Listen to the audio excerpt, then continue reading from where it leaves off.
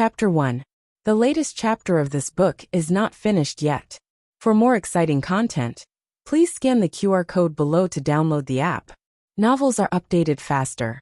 Millions of novels are free to read. Novels with content that can't be found on the internet are all available here. After the rain, Qingchuan village had a hint of late autumn coolness. At the entrance of the village, Gu Jiao was running after a man with sweat all over her forehead. The man was none other than the most knowledgeable scholar in town, young Master Qin. Young Master Qin was 18 years old and looked like an elegant man. Gu Jiao had been drooling over him for a long time, but she never had the chance to get close to him. This time, someone told Gu Jiao that young Master Qin had something to do in the village. Gu Jiao didn't even have time to eat and ran outside. However, young Master Qin looked like he had seen a ghost when he saw her. He ran into the carriage like he was reincarnated. Gu Jiao missed and fell to the ground. Ha ha ha ha. There was a burst of laughter around. It was not the first time that Gu Jiao had done something stupid. Every time everyone thought that she could not be any more stupid, she could do something even more stupid. Who was young Master Qin? How could he like her? He should take a piss and look in the mirror. A toad wants to eat swan meat. Yes, his father is a government official, and he is a scholar. How could he like a broken shoe? Ugly monster. Little fool. A naughty child grabbed the mud on the ground and threw it at Gu Jiao. Gu Jiao was so angry that she rushed at the child, but she tripped and fell into the water. At the bottom of the cold lake, the unconscious woman suddenly opened her eyes. What happened? Didn't she die when the plane hit an iceberg during a mission? How could she fall into the water? Gu Jiao turned over and swam upstream. However, she didn't know if it was because of the bad fall, but she couldn't exert any strength. When she finally swam ashore, she felt that she was about to collapse. She lay on the cold grass and wiped the water off her face. Then she was stunned. It didn't feel right. She looked at her hands. This was a pair of small hands that belonged to a 14 or 15-year-old. She was already 28 years old. How could she have such small hands? Moreover, as the queen of the Secret Service, she knew how to take care of herself. His hands were covered with frostbite, and some parts were even cracked. Soon, Gu Jiao realized that not only had her hands changed, even her clothes and figure had changed. Although she didn't want to admit it, she seemed to have really transmigrated.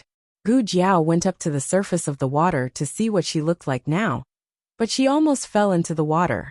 What was that on her face? It was so disgusting. Gu Jiao scooped some water to wash off the low-quality rouge on her face.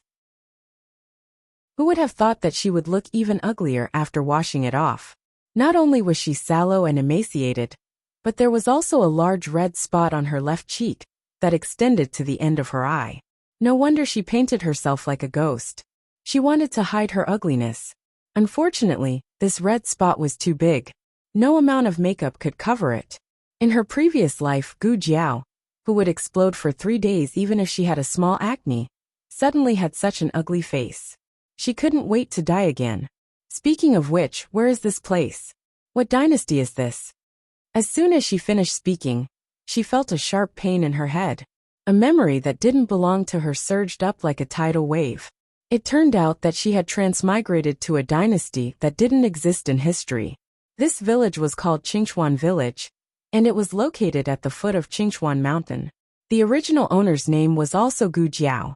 She was the only child of the third branch of the Gu family. When old Master Gu was young, he was a scholar. He had passed the imperial exam, and later became the village chief of Qingchuan Village. He had been in this position for many years. Qingchuan Village was poor, so there wasn't much money to be made from being a village chief. Old Master Gu had 3 sons and an unmarried daughter. The eldest son, Gu Shanhai, had a son and a daughter with Madame Zhou. The second son, Gu Dalu, had 2 sons with Madame Lu. The first 2 branches were considered prosperous, but when it came to the third branch, it was as if they had been cursed. They couldn't give birth no matter what. Finally they had Gu Jiao, but she was a girl. She was ugly and born stupid. In the words of the village, she was a money-losing good. No, she couldn't be sold even if they paid a high price. Ever since Gu Jiao was born, the third branch didn't have any more children. Rumors began to spread in the village that Gu Jiao was unlucky. That was why all the sons of the third branch were killed. At first, the Gu family only listened and didn't take it to heart. It wasn't until Gu Jiao's parents passed away one after another that the Gu family realized that this child was really a jinx. The Gu family tried to use their connections everywhere to get Gu Jiao married off. The problem was who would dare to marry her. Coincidentally, one day when Gu Jiao was strolling around the entrance of the village, she met a man who had fainted from hunger. She didn't know why, but she brought him back. If it was someone else who did this, they would definitely be beaten to death by their family. But first, Gu Jiao was a fool, and fools love to do stupid things. Second, they were worried that they wouldn't have a place to settle down with Gu Jiao. If they let that man marry her and live alone, wouldn't they be able to get rid of this little jinx? Gu Jiao digested the memories in her head as she walked towards a small, run-down cottage in the west of the village. That was the home she was living in now. Hiss! Halfway there, she felt a sharp pain in the back of her head. Gu Jiao raised her hand to touch it. Her hand was covered in blood. She must have hit a rock in the water and cut her head. The amount of blood was quite high, so she had to stop the bleeding as soon as possible. Gu Jiao thought as she walked into her yard. Although it was called a courtyard, it was actually just a small open space surrounded by a fence. Apart from the main room, there were a total of 2 rooms in the small hut. The slightly larger room on the east side belonged to Gu Jiao. Sigh, it wasn't even as big as the walk-in closet in her previous life. What a sad transmigration, Gu Jiao sighed as she pushed open the door. However, the moment she stepped over the threshold, she acutely sensed that there was someone in the room. Judging from the breathing, it was a man. The man hid behind the door and tried his best to hold his breath. Gu Jiao's lips curled into a cold smile. She walked into the room casually and slammed the door shut. Almost at the same time, she grabbed the man hiding behind the door and pulled him to the ground. The man was taller than she had imagined. If it was in her previous life, Gu Jiao wouldn't have been afraid of him even if he was taller. However, with this thin and weak body, she had to use her strength and her entire body to pin him down. Speak. Who are you? What are you doing in my house? As soon as she finished speaking, Gu Jiao clearly felt the man's body stiffen. She didn't know why. Gu Jiao, you're crazy. It's me. Knew him? An acquaintance committed the crime? That was even more despicable. Gu Jiao didn't let go of him. Instead, she pressed his hand on top of his head. You. Get down here. The man gritted his teeth and said coldly. Pfft, Gu Jiao rolled her eyes. She had always been the one ordering people around. No one had ever ordered her around. He was sneaking around in her house, and was even more arrogant than her after being caught red-handed. If she didn't teach him a lesson, she wouldn't be Gu Jiao. Gu Jiao raised her fist, but her elbow accidentally knocked open the window behind her. The bright light shone in and landed on the man's handsome face. Gu Jiao's eyes widened. Oh my God! This man is too good-looking. Chapter 2. The newest chapter of this book is not finished yet. For more exciting content, please scan the QR code below to download the app. Novels are updated even faster. Millions of novels are free to read. Novels that can't be found online are all available here. As someone who was obsessed with looks, Gu Jiao had collected many handsome men in her previous life, but she had never seen one. No, it would be more accurate to say that all the handsome men added together couldn't compare to the one in front of her. This person had a very clean face, and the corners of his eyes and brows were exquisite like jade carvings. His eyes were very cold, like a bottomless cold lake. His face was sickly pale, but there was a trace of red on his face due to embarrassment, making him look even more attractive. Then there was his age. Rather than calling him a man, Gu Jiao felt that he was more suitable as a young man. Have you seen enough? Xiao Lulang asked through gritted teeth. I haven't seen enough, but... Gu Jiao looked over his body and narrowed her phoenix eyes. I'm afraid I'll crush you. After saying this, Gu Jiao began to act. Even though she had gotten up, her eyes were still glued to his body, rolling around meaningfully. Gu Jiao, you. Xiao Lulang became angry from her gaze. Gu Jiao reached out her hand with a smile. Do you want me to help you? No need. Xiao Liulong's expression was cold as he leaned to the side and stood up with the help of a chair.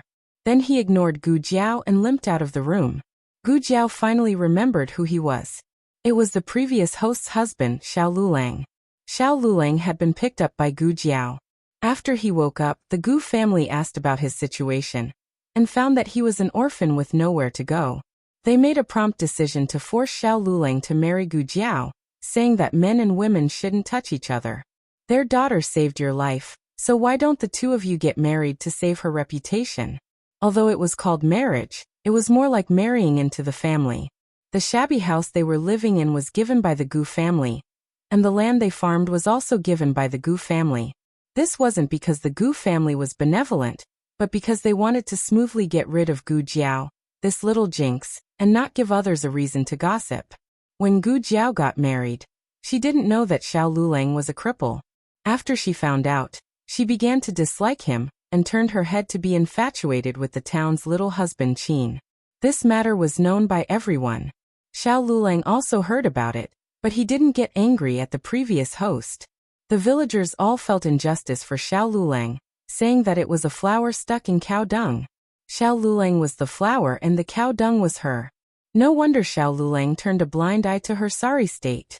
The relationship between the two of them was like fire and water. Gu Jiao opened the closet door and planned to change her wet clothes. Then she tore off a piece of cloth to bandage her wound.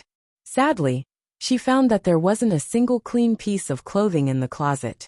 Gu Jiao was thinking about whether or not she should go next door and borrow some cloth from her cheap husband. Suddenly, she heard a delicate voice from outside the door. "Big brother Xiao, are you there?" Gu Jiao walked out of the room and saw a small woman wearing a large purple flowery coat. The small woman's hair was combed into a shiny bun, and she was wearing makeup. In her arms was a basket. The basket was covered with a flowery cloth, so people couldn't see what was inside. Gu Jiao quickly found this person from the previous host's memories. It was the young widow of Qingchuan village, Xuaningxiang. Xuaningxiang was their neighbor. She usually liked to go to their house when the previous host wasn't there. Occasionally, the previous host would bump into her a few times. The previous host was stupid and suffered a lot under the hands of Xuaningxiang. "Oh, isn't this Ningxiang's sister-in-law? What are you doing in my house in the middle of the day?" Gu Jiao walked out with wet clothes and a head full of blood. Xuaningxiang was startled. After a while, she recognized that it was Gu Jiao. She said with disappointment, "Why are you here?" Gu Jiao smiled and knocked on the door. "This is my house. Is it strange to see me? What are you disappointed about?" Xuaningxiang choked. She was obviously disappointed that she didn't see Xiao Lulang. Xuaningxiang looked at Gu Jiao again. This person was still the same person, but she looked a little strange. She was not as wooden as before. Her eyes were full of spirit. Even if her body was wet, she didn't make people feel that she was in a sorry state.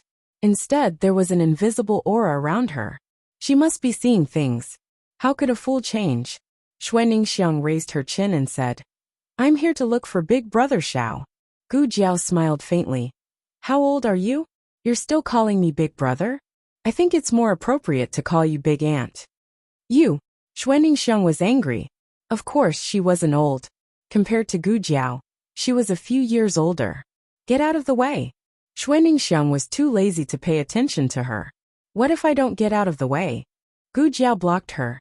Xuaningxiang didn't put Gu Jiao in her eyes at all. She raised her hand and pushed towards Gu Jiao. Gu Jiao smiled coldly. She grabbed Xuaningxiang's wrist and pulled Xuaningxiang to the ground. Xuaningxiang fell flat on her face along with the basket. She even lost one of her front teeth. "Ouch!" Gu Jiao shook her head. This small body was really weak.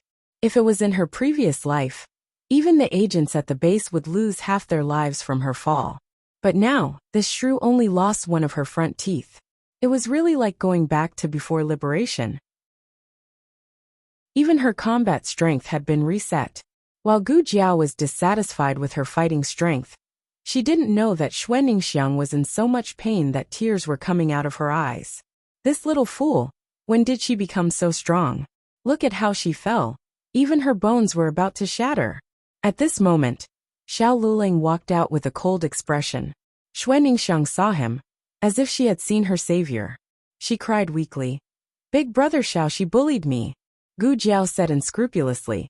So what if she bullied you? If you dare to come to my house again, I'll beat you up every time I see you. Xue Ningxiang felt wronged. Big brother Xiao. Ningxiang saw, why are you here? Xiao Lulang interrupted her. Xue Ningxiang was stunned. That last time you helped me read the letter. I haven't thanked you properly yet. Didn't you run out of food at home? I dug up a few sweet potatoes and brought them to you. As she spoke, she went to look for the basket that fell on the ground with her. Xiao Lulang said, No need, Ningxiang saw. There's still corn flour at home. You can take it back and eat it yourself. Xue Ningxiang bit her lip. But I told you to take it back, didn't you hear me? Gu Jiao picked up the basket and fiercely stuffed it back into Xue Ningxiang's arms. Xue Ningxiang was angry. Do you want to eat my fist again? Gu Jiao sneered. Xue Ningxiang was afraid that this fool would go crazy again. She looked at Xiao Lulang, hoping that Xiao Lulang would do something. However, she saw that Xiao Lulang didn't have any intention of sticking up for her. She angrily stomped her feet and left with the basket. Gu Jiao looked at her cheap husband with a smile. I didn't know that a little cripple like you would be so popular with women. Xiao Lulang glanced at Gu Jiao indifferently, then went back to his house with his crutch. Hiss, her wound hurt again. Gu Jiao held her head and went back to her house. She sat on a stool and touched her wound. It was a big cut. Although it wasn't too deep, if it wasn't disinfected in time, it would most likely get infected. But this was ancient times. Where would she get those disinfectants? If only my medicine box was still here. Just as this thought flashed through her mind, Gu Jiao felt a sharp pain in her head. This time, it was so intense that she fainted. When she woke up, she saw that there was an extra box on the table in front of her. ZHHBQG. Com Bikaga mobile reading website. M. ZHHBQG. Com. Chapter 3. The latest chapter of this book is not finished yet. For more exciting content, please scan the QR code below to download the app. Novels are updated faster and more frequently. Millions of novels are free to read. Novels with connotations that can't be found online are all available here. The box wasn't big and looked very shabby, as if it had been knocked down hard somewhere. It was uneven, and the paint was peeling off. Those who didn't know would think that it was picked up from a garbage dump. However, it was this small shabby box that made Gu Jiao's heart feel infinitely familiar. Gu Jiao opened the box in a daze and saw the medicine inside. Her brain immediately buzzed. It can't be right. Her medicine box. Why is it here? I'm not dreaming, right? Gu Jiao pinched herself. It really hurts. It's not a dream. The box was also real. And the medicinal herbs inside were all genuine goods at a fair price. Gu Jiao remembered that the medicine box was by her side when the plane accident happened. Could it be because of this that it came here too? But why is it so shabby? Where's the blinding gold? In the past, when the small medicine box was still shining with golden light, Gu Jiao found it ugly. Now that it had become tattered, Gu Jiao felt that it was even uglier. However, Gu Jiao couldn't resist the warm feeling in her heart. She couldn't help but hug the box tightly in her arms. I won't think you're ugly anymore. I'll treat you well in the future. Gu Jiao wiped the small medicine box. Fortunately, it was only broken on the outside, and the things inside were not damaged. Gu Jiao took a few pieces of gauze and a bottle of saline from the medicine box. She disinfected the wound and applied an antibacterial ointment to herself. Then she took 2 anti-inflammatory pills.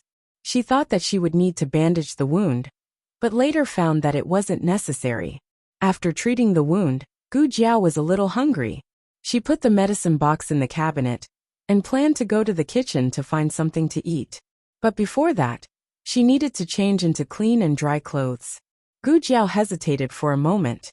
She walked through the living room and knocked on Xiao Liulang's door. What is it?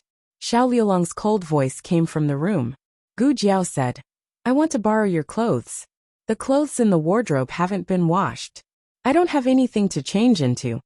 Xiao Lulang did not respond for a long time. Just when Gu Jiao thought that Xiao Lulang would not lend her his clothes, the door opened and Xiao Lulang handed her a set of dry gowns. The material of the gown was not very good, and the color was a little old, but it was very clean. If it was in her previous life, Gu Jiao would never wear a man's clothes. However, the situation was more important than her. If she didn't wear this, would she have to wear the moldy clothes in her wardrobe? After changing her clothes, Gu Jiao washed her dirty clothes and went to the kitchen. The kitchen was very clean. Xiao Lulang must have cleaned it. The rice jar was empty, but as Xiao Lulang said, there was still half a jar of cornmeal. Not only that, Gu Jiao also found 2 eggs and a handful of spring onions in the cupboard. Gu Jiao took out the eggs and made 2 cornmeal omelets. She sprinkled the chopped spring onions and left a little bit of flour paste. She had her cook a small pot of cornmeal soup. Gu Jiao brought the cooked food to the living room. Xiao Liulang's door was not closed. In her memory, the two of them always ate separately. When Xiao Lulang cooked, he would leave a bowl in the pot for the original owner. However, the original owner would eat at the Gu family's house most of the time. Gu Jiao paused, but still knocked on Xiao Liulang's door. What is it? Xiao Liulang's cold voice came from the room. Gu Jiao said, I made dinner. Do you want to eat together? Gu Jiao rarely cooked. Even if she did, she wouldn't cook for him. Therefore, he planned to wait for Gu Jiao to come out before cooking for himself. Xiao Lulang looked at the closed door suspiciously. I'm not eating. I'll eat first. Gu Jiao wanted to wait for him, but she was so hungry that her chest was sticking to her back. She almost fainted on the ground. She had to replenish her energy as soon as possible. Gu Jiao had just sat down and hadn't picked up her chopsticks when the door creaked open. Xiao Lulang walked out. Xiao Lulang wasn't here to eat, but when his eyes inadvertently fell on Gu Jiao, he suddenly paused. When he gave Gu Jiao a robe, he gave her one that he couldn't wear. But it was still too big for Gu Jiao. Her thin body made the robe look empty, and she looked a bit clumsy. It was probably to make it easier for her to work. Her hair and sleeves were rolled up, revealing a white and slender neck. Her wrists were very thin. She didn't have her usual arrogance. She just sat there quietly and seriously ate the food in her bowl. It didn't seem like her. Xiao Liulang's eyes paused for a moment, but in the end, he coldly looked away. At this time, Gu Jiao found him and said to him, You're here. Sit down and eat. Gu Jiao had another set of chopsticks in front of her. It could be seen that she wasn't just randomly shouting. She really made food for Xiao Lulang. However, Xiao Lulang didn't move. Gu Jiao understood what he was worried about. The previous host didn't have a good relationship with him, so if she suddenly made food for him, it would make people suspicious. But Gu Jiao couldn't explain that she wasn't the same person as before. Thinking about it, Gu Jiao said, We don't have much firewood left. If we don't eat now, we'll have to waste more firewood. It was unknown if it was because these words touched Xiao Lulang, but Xiao Lulang finally sat down across from her. When the previous host first met Xiao Lulang, she had been stunned by his appearance. Otherwise she wouldn't have picked him up. The previous host's dislike of Xiao Lulang was because of his legs, but Gu Jiao didn't think so. The previous host was stupid, but Gu Jiao wasn't stupid. There were some things that the previous host couldn't see through, but Gu Jiao could understand it after looking through her memories. Xiao Lulang was deliberately angering the previous host.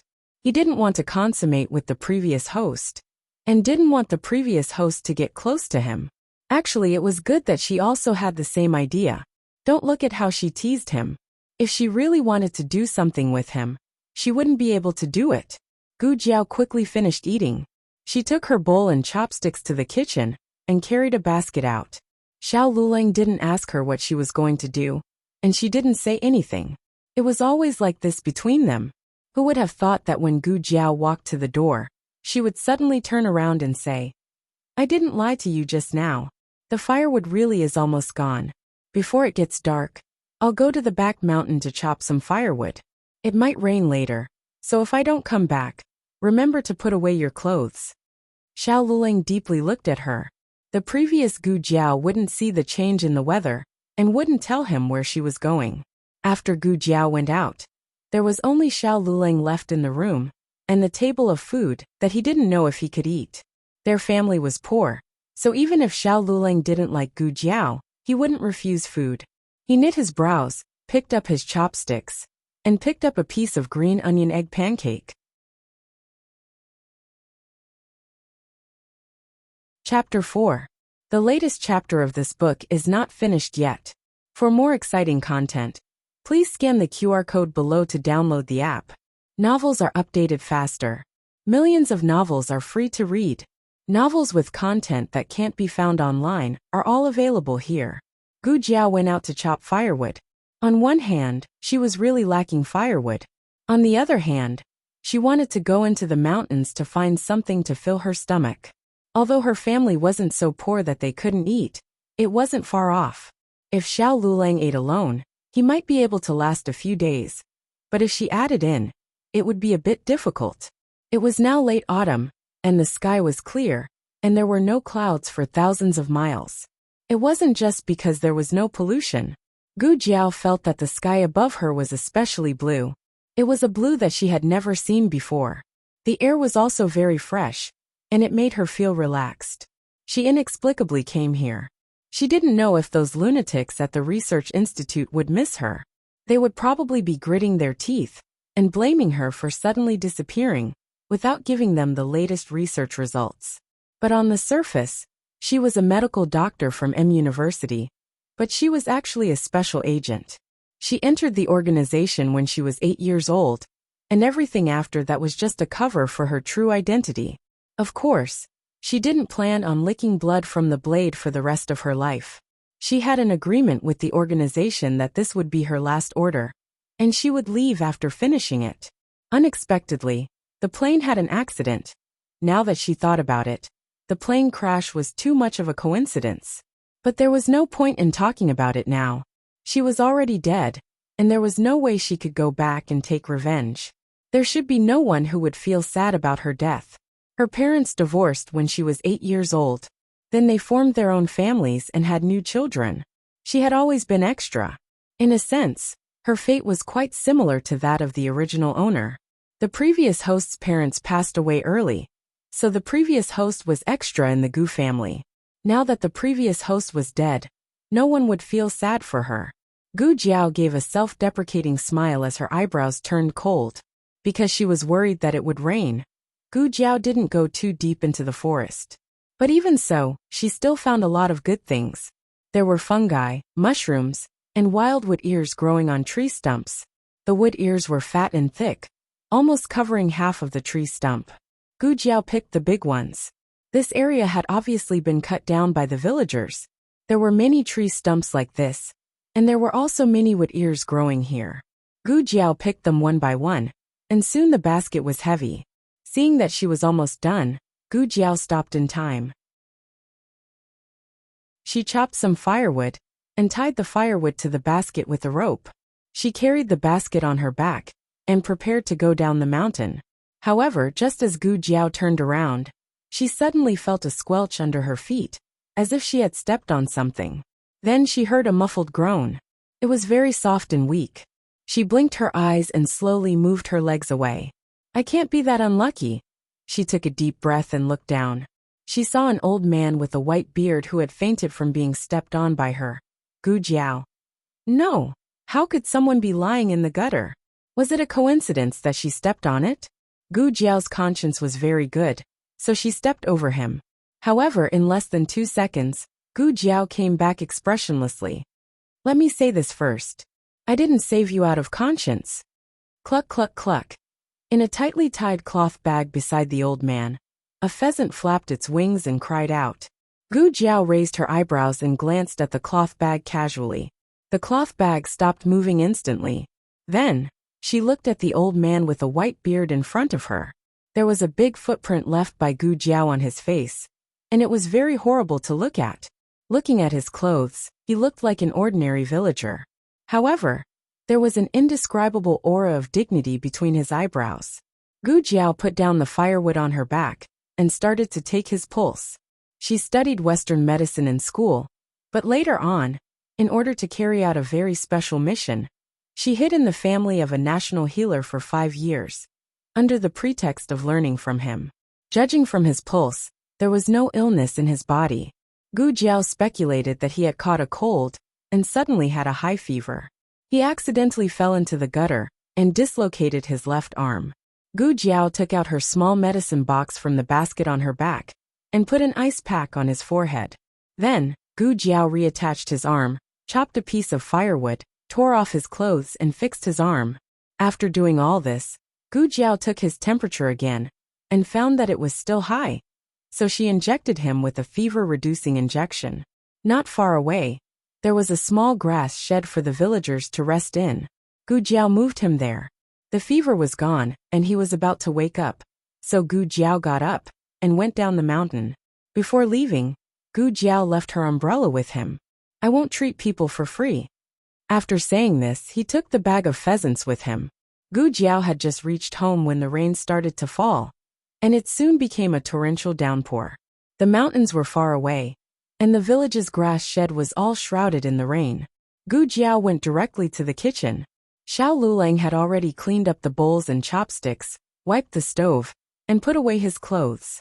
Gu Jiao put down the firewood and the cloth bag, opened the cupboard and looked and wondered.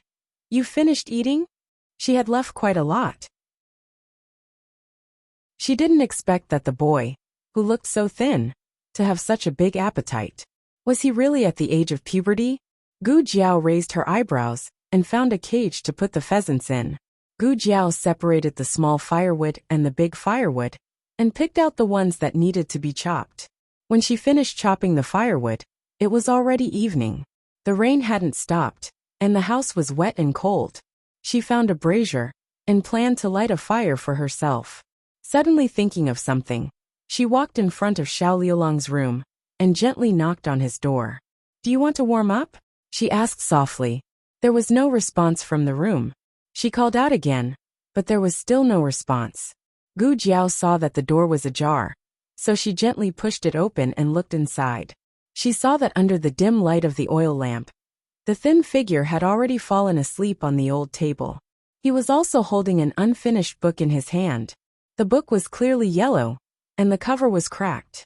It was covered with oil paper. It was very hard for a scholar in the countryside, especially for someone like Xiao Lulang.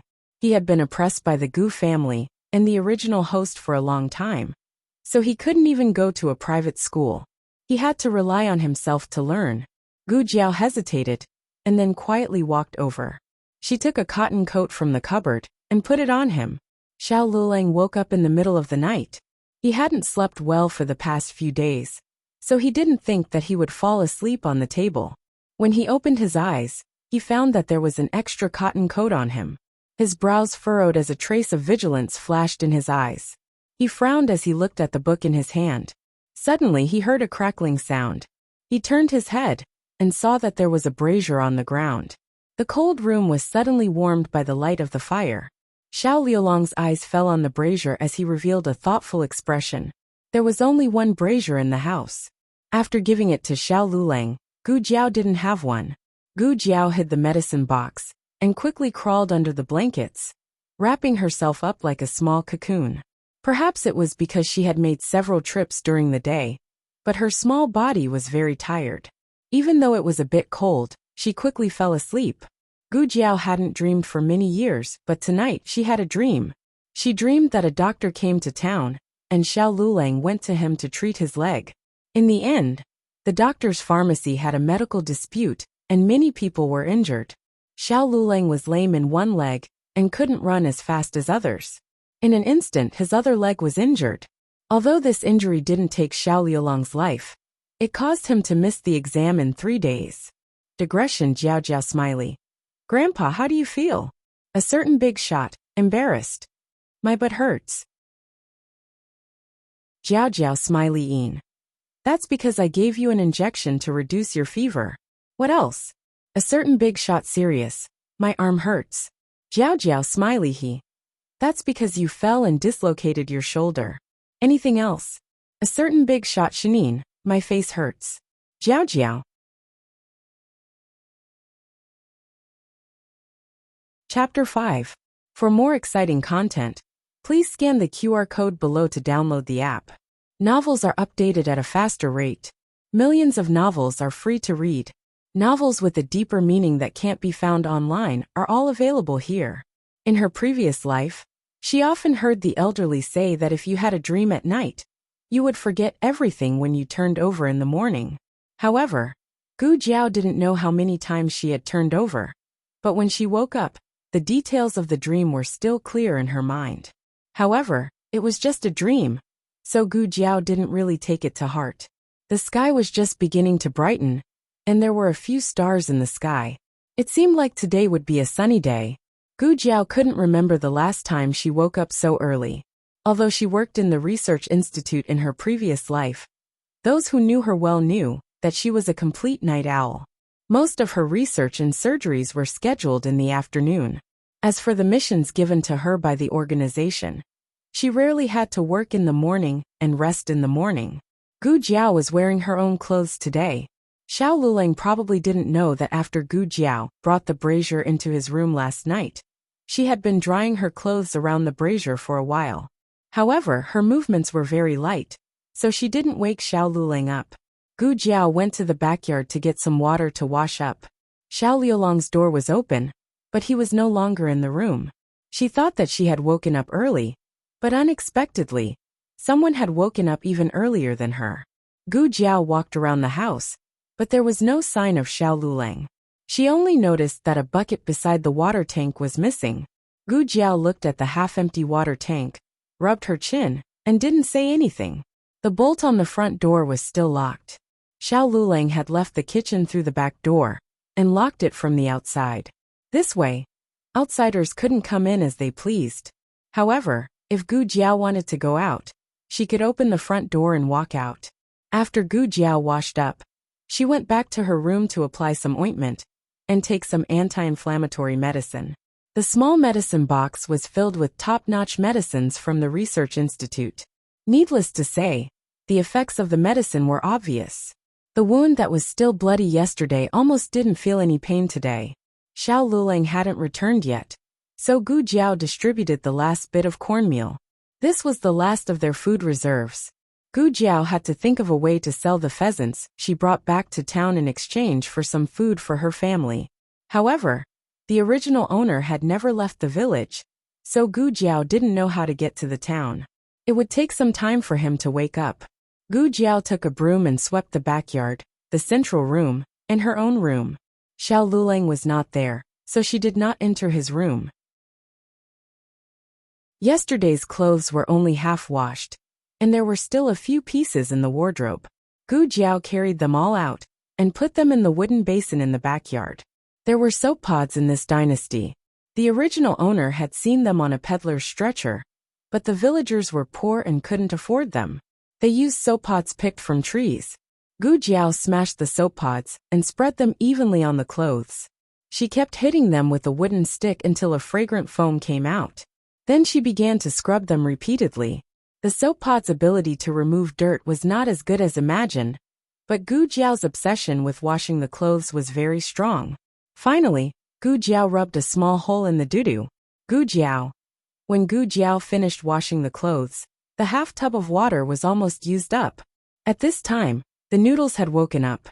Gu Jiao made some cornmeal buns and steamed them in the pot. Xiao Lulang still hadn't returned. There were 2 wells in the village. The old well was at the end of the village and was closer to them, but it was almost dry. Gu Jiao guessed that Xiao Lulang would go to the new well at the entrance of the village to fetch water. That place was only a few dozen steps away from where Gu Jiao had fallen into the water yesterday. A normal person would be able to make a round trip in less than 15 minutes. Xiao Liulang's legs were inconvenient, and he had to carry a bucket of water. Gu Jiao calculated that he would have returned in 30 minutes. Gu Jiao stood in front of the stove and looked in the direction of the front door. In the end, she opened the door and went out. Gu Jiao found Xiao Lulang behind a large locust tree near the old well. Xiao Lulang was surrounded by several fierce villains. The bucket of water had fallen to the ground, and the well water was splashed all over the ground. The villains each had 2 chicken feathers on their heads. Were they the ancient version of punks? Gu Jiao recognized that this group of villains were not only from the village, but also from the neighboring villages. They committed all kinds of crimes all day long. They didn't commit murder or arson, but they did bring disaster to their neighbors. Xiao Liulong's crutch was taken away by a little villain. The villain was young, and from the side of his face, he looked to be around 13 or 14 years old. However, he was very arrogant. He pushed Xiao Liulang to the ground and pointed his crutch at Xiao Liulong's face. How many times have I warned you? You're not allowed to appear in front of me again. Are you King deaf? Hurry up and get out of Qingchuan village for me. The little villain was clearly still in the puberty stage, and his voice was somewhat familiar. The little villain's crutch came down towards Xiao Liulang. Gu Jiao didn't have time to think carefully. She took 2 or 3 steps forward, raised her hand to block Xiao Liulang, and kicked the little villain's butt. Io! Who the *CK dares to kick me? The little villain was kicked like a dog eating shit. He turned his head and was about to curse, but he suddenly choked. Gu Jiao didn't care if he choked or not. She went forward and took the crutch from his hand. She held his hand behind his back and strangled the crutch to his neck. The little villain was very uncomfortable from being strangled. He immediately shouted, "Sister! Sister! What are you doing?" Gu Jiao was stunned. The villains on the side saw that their boss was being bullied, and they all rushed towards Gu Jiao. The little villain angrily shouted, "All of you King, stop for me. This is my sister." The villains were stunned. Gu Jiao. Gu Jiao remembered who this little villain was. He was the youngest son of the Gu family's second branch, Gu Shaoshan. Gu Shaoshan was 13 years old this year. He was the youngest of the Gu family's grandchildren, and the only one who was truly close to the original owner. He didn't dislike the original owner for being a fool, nor did he dislike the original owner for being ugly. The reason was that Gu Shaoshan was too much of a fool. He wasn't willing to study properly, and fooled around all day. His brothers and sisters always scolded him, and his parents always beat him. Only the original owner would foolishly hold his hand, and use the candy she saved to coax him. Shaoshan knew how to fight. Shaoshan was really strong. Gu Shaoshan knew that Gu Jiao was like this because she was stupid, but he wasn't a smart person. He felt that whoever was good to him, he would be good to them. "Sister! Sister! I'm in pain!" Gu Shaoshan cried out in grievance. Gu Jiao let go of him.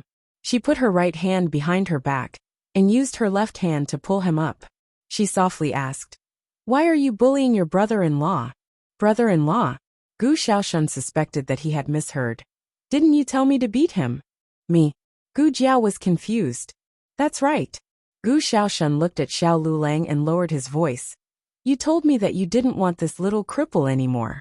You told me to drive him away, so you could be with little husband Qin." He thought that his voice wasn't loud, but everyone present heard it. Xiao Liulong's eyes were cold. The villains didn't want to watch. Gu Shaoshan said, "Sister, you can't have forgotten, right? You told me that yourself." Gu Shaoshan wouldn't lie to her. It seemed like the original owner really did say something like this. But the original owner didn't remember it. But her brother didn't forget a single word. "I just casually said it." "You took it seriously?" Gu Jiao's teeth hurt. "Then what do we do now?" Gu Shaoshan realized that he had done something wrong. He stood there with his head down like a little quail. Digression. Labor is the most glorious happy holidays. The latest chapter of this book isn't finished yet. For more exciting content, please scan the QR code below to download the app. Chapter 6. The latest chapter of this book is not finished yet. For more exciting content, please scan the QR code below to download the app. The novel will be updated even faster. Millions of novels will be read for free. There are all kinds of novels that you can't find online. Gu Jiao bent down and picked up the crutch on the ground with her left hand. She walked over to Xiao Liulang and handed it to him. Xiao Liulang calmly took the crutch and stood up. He went to pick up the bucket on the ground.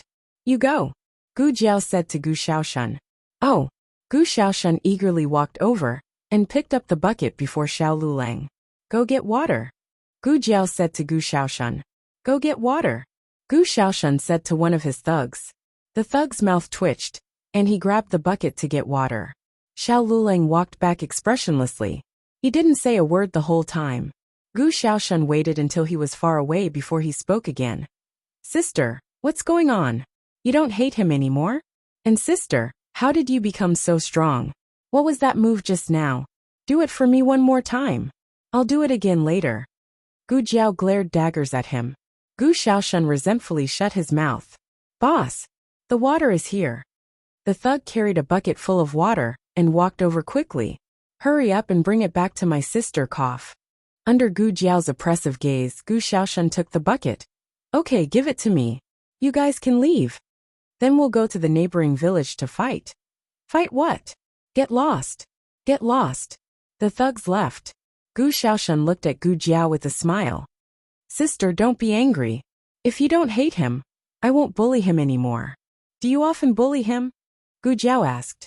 Gu Xiaoshan scratched his head. Not often. Just 3 or 4 times a month. 5, 6, 7, 8 times?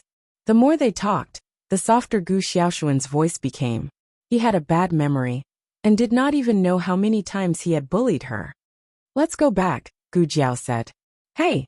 Gu Xiaoshan giggled, and followed behind Gu Jiao with a bucket of water. Suddenly he stopped in his tracks. His gaze fell on Gu Jiao's stiff right arm. Sis, is your arm injured? I'm fine, Gu Jiao said. You're fine? You're bleeding. Gu Xiaoshan put down the bucket of water and grabbed Gu Jiao's arm. He pulled up her sleeve and saw that her right wrist was covered in blood. Did I hit you with the stick just now? I already said I'm fine. Gu Jiao pulled her hand back. Also, what happened to your head? I hit it before I fell into the water. The wound was hidden in her hair. How could this brat's eyes be so sharp? Gu Xiaoshan wanted to ask more, but Gu Jiao had already walked away without looking back. Hey, sis, wait for me.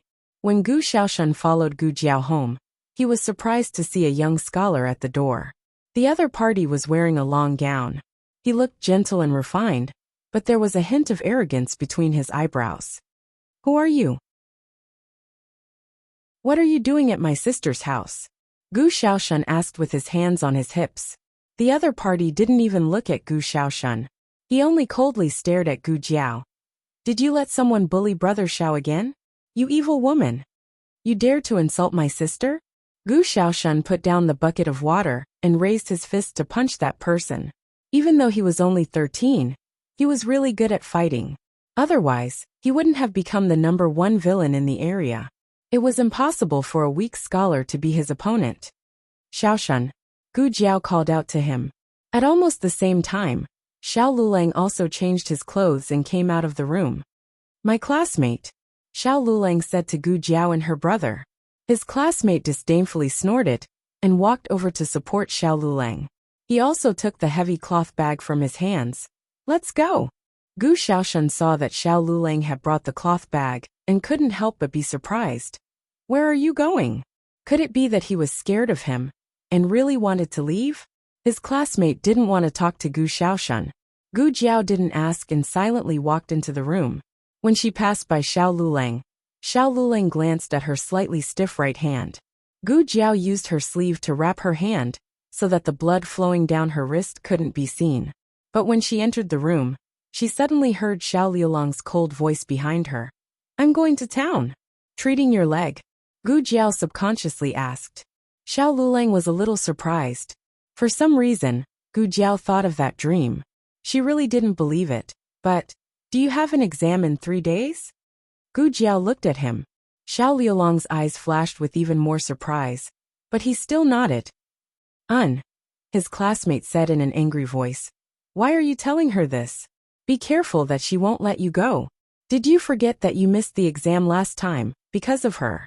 And your leg, if she didn't lock you up at home, you wouldn't have missed Dr. Zhang. Gu Jiao turned to look at Gu Xiaoshan. She didn't remember these things. Gu Xiaoshan pointed at his nose and said, Do you know how to speak? What do you mean my sister won't let him go? My sister is sick and he just got married. So how could he leave my sister behind? Speaking of this, Gu Jiao had an impression. Not long after she got married, the original owner did get sick, but it wasn't a real illness, it was just an act. This was because someone told her that Xiao Luleng left and wouldn't come back. She would be a young widow like Xuaningxiang. She didn't want to be a young widow, so she locked Xiao Lulang up. What she didn't know was that Xiao Lulang missed the exam half a year ago because of this, as well as the only chance to treat his leg. Gu Jiao looked at Xiao Liulang's leg. That actually. Brother Xiao, let's go. The carriage is still waiting at the entrance of the village. His classmate interrupted Gu Jiao and pulled Xiao Lulang towards the entrance of the village without looking back. I want to eat osmanthus cake. Gu Jiao suddenly walked out and looked at Xiao Lulang. Li Ji's osmanthus cake. I only eat it. If you don't buy it for me, I won't let you in. I'll even burn your books. Evil woman. His classmate gritted his teeth and helped Xiao Lulang sit in an old carriage at the entrance of the village. Brother Xiao, don't listen to her. Li Ji is an old shop, and their osmanthus cake is hard to buy. By the time you buy it, Dr. Zhang will have already left. He is a doctor from the capital, and is better than the doctors in town. Only he can treat your leg. You can't be dragged down by that evil woman. That's my sister, ordering her around like this. Gu Xiaoshan gave Gu Jiao a thumbs up. Gu Jiao held her forehead. Do you know where the market is? Gu Xiaoshan nodded. I know, why are you asking this, sister? Do you want to go? What are you going to do? Sell chickens. Chickens? Sister, where did you get chickens? Pheasants. She didn't say that she forced herself to pay for the treatment. Gu Xiaoshan naturally thought that his sister caught them herself. Sister, I found that you have changed. You have become better than before. It's not that she is not stupid. She is better than before. In Gu Xiaoshuan's heart, he never treated the original owner as a fool. Gu Xiaoshan told her the direction of the market. The market and the medical center were both in the town, but one was in the west and the other was in the east. Gu Xiaoshan insisted on going with her, but Gu Jiao refused. The Gu family didn't like Gu Xiaoshan and Gu Jiao being too close. They said that Gu Jiao was stupid and would make him stupid. Gu Jiao went back to her room and opened the small medicine box. She took out iodophor to clean the wound and applied some antibacterial ointment. She was hungry. Gu Jiao went to the kitchen.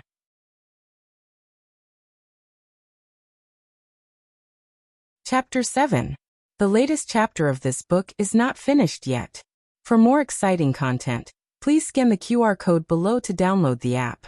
Novels are updated even faster. Millions of novels are free to read. Novels with connotations that can't be found online are all available here. After Xiao Lulang arrived in town, he was immediately dragged to the clinic by his classmate. There was a long line outside the clinic, all of them looking for that godly doctor. The two of them stood at the end of the line. His classmate stood on his tiptoes to look. It's not too late, we should be able to get in line. I'll give you the fare later, Xiao Lulang said. His classmate patted his chest. You and I are from the same school in town, why are you being so polite? Oh right, are you hungry?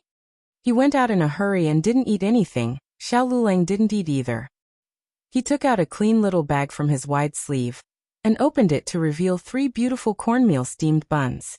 Where did these steamed buns come from? Xiao Lulang felt that these steamed buns were a bit familiar. His classmate said, I took them from your stove, they were just steamed when I went. Xiao Lulang frowned. How many did you leave? His classmate said strangely, Isn't there a total of 3? You made the steamed buns yourself, don't you remember? Xiao Lulang pursed his lips and didn't say anything. After a while he said, Why didn't you leave one for her? His classmate was startled. You mean that evil woman? Why leave one for her? Hasn't she harmed you enough? Moreover, she doesn't eat the food you make. His classmate picked up a steamed bun and took a bite, his eyes instantly widening. Brother Xiao, why are the steamed buns you made today so delicious? Xiao Lulang walked out of the line. His classmate was stunned. Brother Xiao, where are you going? It's almost your turn. Xiao Lulang didn't say anything and just walked forward with his head lowered. His classmate looked at the long line that almost reached the alley and anxiously stamped his feet. He said to the woman behind him, Auntie, we're going to the toilet, we'll be right back. He caught up to Xiao Lulang. What are you doing? Osmanthus cake, Xiao Lulang said as he walked through the alley and came to Li Ji's shop. Li Ji was a century-old shop. The number of people lining up here was no less than that of the medical hall. His classmate became anxious. Are you crazy? He really bought osmanthus cake for that evil woman. Do you know that Dr. Zhang only sees patients for half a day? By the time you buy the osmanthus cake, it will be too late. Xiao Lulang was a stubborn person. Once he decided on something, no one could change his mind. 2 hours later, Xiao Lulang bought Li Ji's osmanthus cake. I hope Dr. Zhang hasn't left yet. His classmate pulled Xiao Lulang to the clinic. However, when they arrived at the entrance of the clinic, they found that the long queue had disappeared. There was only a group of people who were watching the fun, as well as a group of dignified soldiers. His classmate looked at the middle-aged man and asked, "Uncle, did something happen here? Why are all the patients gone?" The middle-aged man said, "Just now, a lunatic rushed into the clinic and said that the doctor in the clinic had killed his wife. He took a knife and slashed randomly. The people inside were all injured. Did you see the auntie at the entrance? She was the last one to go in. Just as she entered, that lunatic came.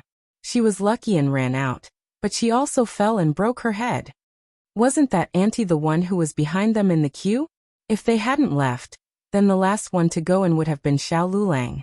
With Xiao Liulang's legs, there was no way he could have run out. Then he was most likely one of the people who had been slashed." On the way back, the two of them didn't say a word. The sky gradually darkened, and the carriage moved along the quiet path, the wheels creaking. At this time, the carriages in town were unwilling to go to the countryside. They spent 20 copper coins to rent a mule cart. It didn't have a carriage, only a simple black canopy that leaked air from the front and back.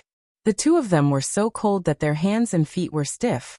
Suddenly, a thin and weak figure entered Xiao Liulang's line of sight. Xiao Liulang's gaze froze. This was a fork in the road. In front was the road back to the village. In the west was the road to the market. On the small path from the market, Gu Jiao was carrying a heavy basket and was panting as she walked. The afterglow of the setting sun had already scattered.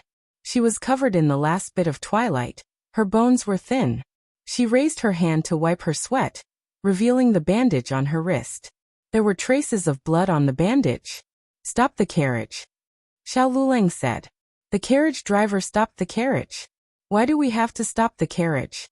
His classmate asked in confusion. Then he saw Gu Jiao walking over on foot. Gu Jiao didn't notice them and treated it as an ordinary mule cart. She didn't look up. She turned around and walked past the carriage. "Come up." Xiao Lulang opened his mouth to say. Gu Jiao turned her head and looked at Xiao Lulang in astonishment. Sitting next to Xiao Lulang was the classmate from the day before. His classmate still had a face of disgust, but he didn't say anything like not allowing Xiao Lulang to talk to him. "Come up," Xiao Lulang said again in a cold voice. He was clearly a 16 or 17-year-old youth, but he had a calmness and aura that didn't belong to his age. Gu Jiao hesitated for a moment before going up. She sat across from Xiao Lulang and put the basket on her back on the ground. Xiao Lulang looked at the basket and said, "You went to the market?" Gu Jiao nodded. "Yes, I went to sell 2 chickens and bought some rice and flour." She also did some other things. Xiao Lulang looked at her deeply as if he saw something, but he didn't say a word. His classmate looked at Gu Jiao with a strange expression. This stupid woman also knew how to do business? Gu Jiao didn't seem to notice his gaze and asked Xiao Lulang, "What about you? Did you see the doctor in town today? You still want to talk about it? It's all your fault. If you didn't want to eat osmanthus cake, how could we miss Dr. Zhang's consultation?" His classmate wouldn't tell her that because he went to buy osmanthus cake for her, Brother Xiao avoided a disaster. "That is really regretful." Gu Jiao lowered her eyes and muttered. She said regretful words, but it made people feel that she didn't regret it at all. Could it be that she already knew about the medical center? Impossible. With her personality, how could she be so calm after knowing that she accidentally saved Brother Xiao? Last time, she saved Brother Xiao and forced him to marry her. If she saved him again, wouldn't she go to heaven? His classmate sneered. "I ate the osmanthus cake. I won't let you off so easily." Gu Jiao calmly said. "Oh." His classmate's punch landed on cotton. After that, they didn't say anything else. A very tasteful carriage came towards them. His classmate's mind shook and he sat up straight. Quickly look. That's the principal's carriage. What principal? Gu Jiao asked. His classmate said, Tianxiang Academy's principal. Brother Xiao is going to take the exam in 3 days. The principal is from the capital, and was once the head of the capital's 4 great scholars. He's very knowledgeable. His results from 20 years ago have never been surpassed by anyone. Getting a word of advice from him is better than studying for 10 years. If I could become his disciple, how good would that be? But I heard that the principal hasn't accepted any disciples for many years. I've been in the academy for half a year, and haven't even seen the principal's face.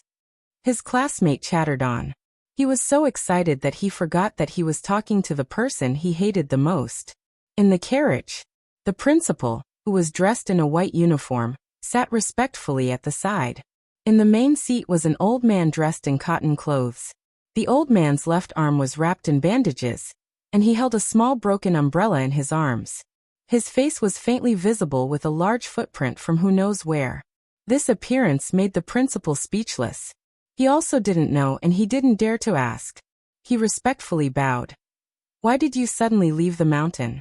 Why didn't you tell me so that I could send someone to pick you up? Digression. Good morning, carrot.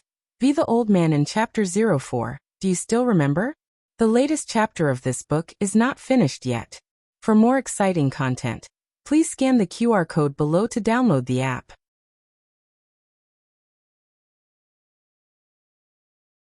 Chapter 8. The latest chapter of this book is not finished yet. For more exciting content, please scan the QR code below to download the app. Novels are updated even faster. Millions of novels are free to read. Novels that cannot be found on the internet are all available here.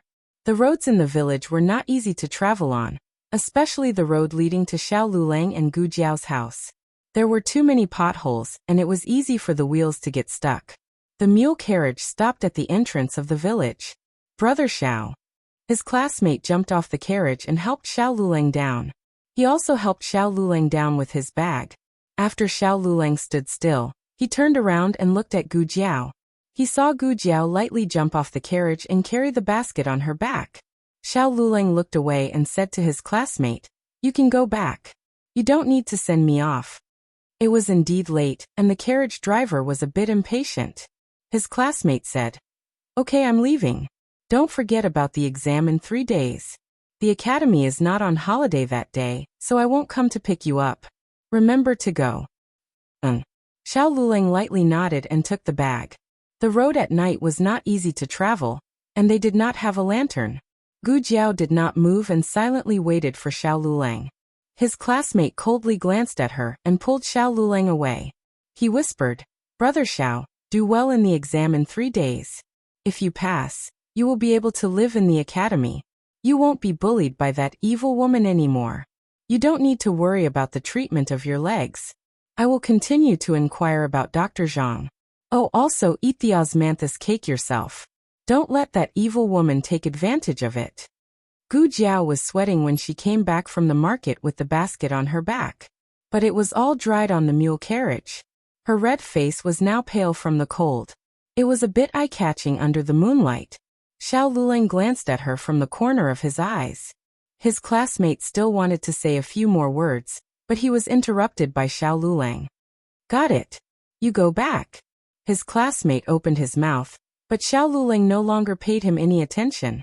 With one hand holding the bundle, and the other holding the crutch, he turned around and headed back home.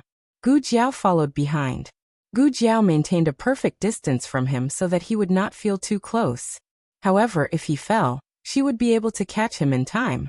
However, Xiao Lulang was very familiar with this road, and nothing happened all the way home. It was already dark, and all the doors were closed. Only Xuaningxiang came out to pour the bathwater. She was stunned at the door for a while. Xiang, why don't you come in? What are you looking at? Inside the room, Xuaningxiang's mother-in-law was lying on the hospital bed, and asked her in a hoarse voice.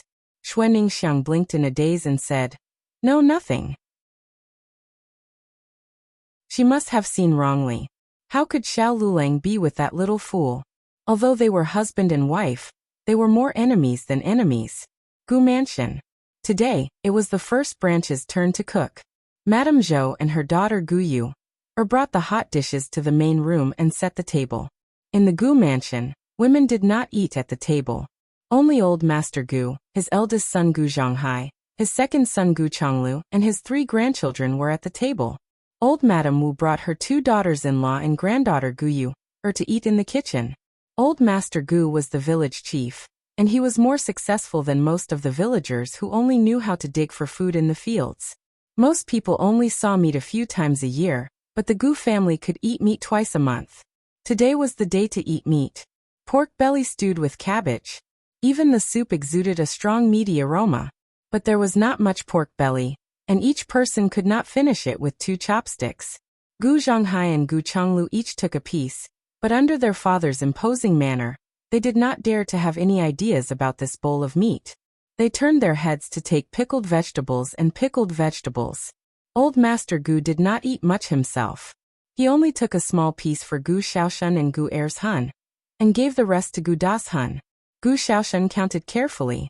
There were a total of 5 pieces, and all of them were big. Why is he eating all of it? Gu Xiaoshun muttered bitterly as she ate. Gu Ershun said softly, "That's because eldest brother is a scholar. Our family depends on him."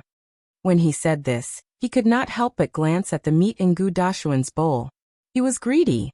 He was really greedy. But he was already used to this kind of treatment. There were so many men in the family, but only eldest brother was good at studying. This year, eldest brother was admitted to the county school, and his achievements were higher than grandpa's. TSK. Gu Xiaoshun rolled his eyes. My brother-in-law is also a scholar. Why didn't you ask him to eat meat? How is that the same? Eldest brother was admitted to the county school. How can he compare with him? My brother-in-law just did not take the exam. The 2 brothers were about to argue, but old Master Gu slammed his chopsticks on the table, and the 2 of them immediately shut up. When old Master Gu was angry, not to mention the 3 grandchildren, even Gu Zhonghai and Gu Chonglu were a little stunned. The house was eerily quiet. Second brother, have you read the book I gave you? There are annotations on it. Read it carefully. If there's anything you don't understand, ask me. The person who spoke was Gu Dashun. He was the only one who dared to speak up against old Master Gu's anger. His voice was clear and his tone was calm. He was neither fast nor slow, and he really had the demeanor of a scholar. Old Master Gu found this golden grandson pleasing to the eye, and his anger quickly dissipated. Gu Ershun was flattered and smiled. Then I'll thank eldest brother in advance. Old Master Gu had taught all 3 of his grandchildren, but only Gu Dashun passed the exam. Later on, old Master Gu could not teach Gu Dashun anymore, so he sent Gu Dashun to a private school in town. Private schools were too expensive, and the Gu family could only afford the best one. Gu Ershun dreamed of being like Gu Dashun. Old Master Gu said sternly, "Don't disturb your eldest brother these few days. He has to take the exam." Gu Ershun nodded respectfully. Got it, Grandpa. Gu Xiaoshun did not want to stay any longer. He finished his food in a few bites and left. He wanted to go out, but he could not leave through the front door of the central room or the back door of the kitchen. Madame Wu was not as easy to deal with as old Master Gu. Gu Xiaoshun decided to climb over the wall, but halfway up he was caught by Madame Lu. Gu Xiaoshun, get down here. Gu Xiaoshun was pulled down by Madame Lu. Madame Lu slapped his head and scolded in a low voice. Your grandparents are here. Do you want to die? Don't hit my head, Gu Xiaoshun said impatiently. It's so late. Why are you going out? My sister hasn't come to eat for a day. I'm going to see her. Madame Lu snorted. It's good that she doesn't come. What are you going to see? You're already married, but you still go to your maternal home every day. What's wrong with you? Gu Xiaoshun curled his lips and said, Third uncle and third aunt didn't say that before they died. My grandparents promised third aunt that my sister would take in a son-in-law from our family. That surname Xiao is a live-in son-in-law. My sister is still a part of our family. Madame Lu could not win against him, so she pinched him hard. Gu Ershun was obedient but useless. Gu Xiaoshan was neither obedient nor useless.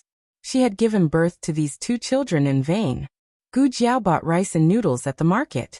She didn't expect that Xiao Luling would also buy rice and some steamed buns. Gu Jiao went to the kitchen to heat up the steamed buns. It was Xiao Luling who started the fire. Gu Jiao didn't argue. When she went out, the injury on her wrist wasn't serious. But she did something at the market and her wound tore. Fortunately, she felt that it wasn't safe at home, so she brought a medicine box with her and bandaged it on the spot. The two of them didn't mention the 3 steamed buns from this morning.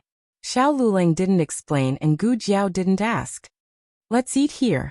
It's warm," Gu Jiao said. She was so cold that she was still shivering. Xiao Luling hesitated for a moment, then nodded and sat down on the small stool next to Gu Jiao. It was the first time the two of them were so close to each other. They were so close that he could clearly see the birthmark on Gu Jiao's left cheek. In the past, Gu Jiao would cover it with a thick layer of makeup. But today, she was barefaced and didn't hide it at all. Xiao Liulong's beautiful lips moved slightly, but he didn't say anything. Just as she wouldn't ask about his matters, he wouldn't ask about hers.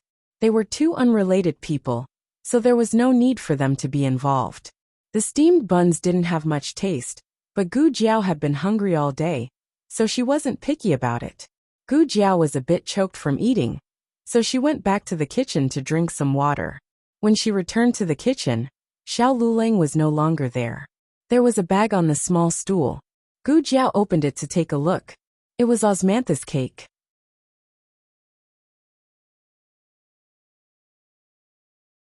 Chapter 9. The latest chapter of this book is not finished yet. For more exciting content, please scan the QR code below to download the app. Novels are updated faster and more frequently. Millions of novels are free to read. There are all kinds of novels that can't be found online. In the blink of an eye, it was the day of Xiao Liulong's exam. Gu Jiao woke up early in the morning. She made noodles, steamed a basket of porcelain steamed buns, and cooked a pot of wild mushroom soup. The wild mushrooms were picked on the mountain. The first time she picked them, she had already finished them. These were picked yesterday, so there were still a lot left. She planned to carry them to the market later to sell them. In fact, she also picked wood ears, but fresh wood ears were poisonous. They had to be dried before they could be eaten. While waiting for breakfast, she went back to her room to take medicine. The wounds on her wrist and the back of her head were already healed. She was almost out of medicine, but the ointment was more durable. There was still more than half of it left. On the other side, Xiao Luling also woke up. Gu Jiao knew that he studied until late last night, so she didn't wake him up in the morning. Unexpectedly, he still woke up so early. In fact, he could have slept a little longer. The ox cart to town didn't leave so early. Gu Jiao set the table and filled half a bowl of wild mushroom soup for him. She was worried that he would go to the exam hall to find the toilet, so she didn't fill it to the brim. But Gu Jiao didn't know if it was just her imagination. But she felt that Xiao Liulong's eyes were a little bit bitter when he inadvertently glanced at her. The exam would take a whole day, so Gu Jiao filled it with steamed buns and water. After pausing for a while, she thought of something and stuffed 10 copper coins into the bag. Xiao Luling watched her as she stuffed the copper coins into the bag. His eyes moved, but he didn't say anything. Gu Jiao handed the bag to him. "I've already paid for the carriage. I've also told the driver to send you directly to the academy." "Okay," Xiao Luling responded. He took the bag and walked out with his crutch. Gu Jiao looked at his little crippled leg and resisted the idea of sending him to the village entrance. He probably wasn't happy about it either. When Xiao Luling arrived at the entrance of the village, second Uncle Luo's ox cart was already parked under the locust tree. There were quite a few people sitting on it. They were all villagers who were selling their vegetables and eggs in town. When the villagers saw him, they all smiled and greeted him. Xiao Luling was a scholar. He usually looked cold, but he didn't put on airs. Every family would come to him if they wanted to read or reply to a letter. Although Gu Dashun was also a scholar, Gu Dashun stayed in the private school during the day and studied hard at night when he returned home. The villagers rarely disturbed him. There was one last seat on the ox cart, which should be reserved for him. Just as he was about to go up, he felt a figure flash past and block his path. The other party pressed down on the ox cart with one hand and supported another figure behind him with the other. Shunzi, hurry up. They were Mrs. Zhou and her son from the main branch of the Gu family. Mrs. Zhou blocked Xiao Lulang completely, not giving Xiao Lulang a chance to get on the ox cart. On the ox cart, an auntie said. Shunzi's mother, Lulang, came first. Gu Dashun paused in his movement to get on the ox cart. He turned his head and looked past his mother to look at Xiao Lulang. Xiao Liulang's eyes were cold, and his expression was indifferent. Mrs. Zhou snorted indifferently. I'm going to take the exam straight. So what if he came first? Can he delay my straight exam, just because he came first? Everyone in the village knew that Gu Dashun was a promising person. He was admitted to the county school a while ago, and was a scholar. They heard that he didn't even need to kneel when he saw the county magistrate. Although Xiao Lulang was a good lad, he wasn't as important as Gu Dashun's future. If Gu Dashun became rich, not only would he bring glory to the Gu family, but the entire Qingchuan village would also benefit from his glory. No one said a word. That, second Uncle Luo said embarrassedly. Lulang, he is also going to take the exam. Last night, when Gu Jiao came to find second Uncle Luo, she explained clearly to him that Xiao Lulang was going to take the exam at the academy. Xiao Liulang's legs were inconvenient, so she asked him to send him there. She even gave him 2 extra copper coins for this. Second Uncle Luo was puzzled. The Gu family's little fool, who didn't get along with Xiao Lulang, spoke and acted as if he was a different person. But before he could ask more, Gu Jiao left. When she heard that Xiao Lulang was also going to take the exam, Madame Zhou didn't take it to heart. How could Xiao Liulang's exam compare to her son's? But Gu Dashun looked at Xiao Lulang in astonishment. You are also going to Tianxiang Academy? Yes. Xiao Lulang replied indifferently. When Xiao Lulang first came to the village, he was already a scholar. At that time, Gu Dashun was also a scholar. Later on, Gu Dashun passed the county-level exam, while Xiao Lulang was still a scholar. Gu Dashun didn't think much of Xiao Lulang. You haven't been to the private school for half a year. Gu Dashun shook his head. His meaning was obvious. Xiao Lulang couldn't pass the exam. Second Uncle Luo, who originally wanted to persuade some villagers to give Xiao Lulang a seat, silently swallowed his words. Since he couldn't pass the exam, then there was no need to trouble himself. Second Uncle Luo took out his money bag. Going to the market was 2 copper coins, and going to a slightly better place was 3 copper coins. Gu Jiao gave him 2 more, so it was a total of 5 copper coins. While second Uncle Luo counted out the copper coins and returned them to Xiao Lulang, Gu Dashun was pushed onto the ox cart by Madame Zhou. But before he could sit down, a bone-thin hand suddenly reached out from behind him, grabbed his collar, and pulled him down from the ox cart. Gu Dashun was 2 years older than Xiao Lulang. He was already 19 this year. He was a sturdy young man, but he staggered and almost fell to the ground. Madame Zhou was scared to death. She quickly went to help Gu Dashun. Who is it? She cursed and turned around. Then, she saw the thin and small Gu Jiao with everyone else. Gu Jiao's eyes were cold, revealing an unruly chill. Everyone was stunned. Gu Jiao, are you crazy? Madame Zhou was wondering who was so bold, but it turned out to be this little fool. Take the copper coins back. Gu Jiao ignored Madame Zhou. She only looked indifferently at second Uncle Luo, whose hand was frozen in midair. She frowned impatiently. I booked the ox cart last night. If you want to go back on your word, then refund everyone's money. What do you mean? Madame Zhou asked. Literally, Xiao Lulang can't get on the ox cart today, so no one is allowed to get on the ox cart, Gu Jiao said. What right do you have? An auntie snorted. Gu Jiao slowly took out a sickle from behind her back. Because I'm a fool? Fools only do stupid things. Everyone's faces turned pale when they saw the sickle.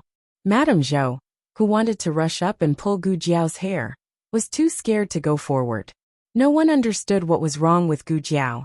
Why would she make things difficult for the Gu family, who had always been close to her, for Xiao Lulang, whom she had long disliked?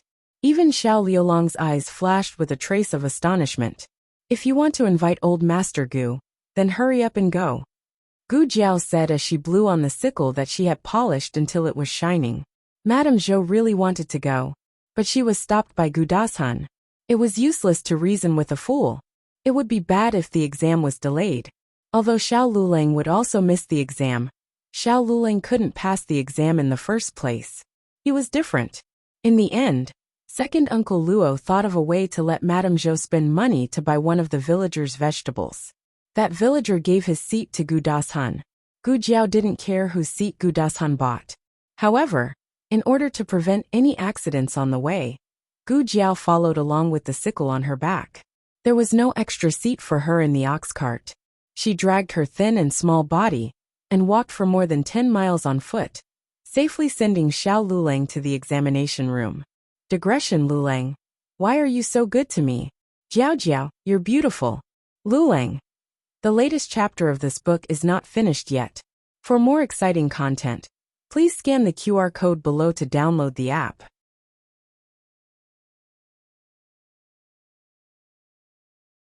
Chapter 10.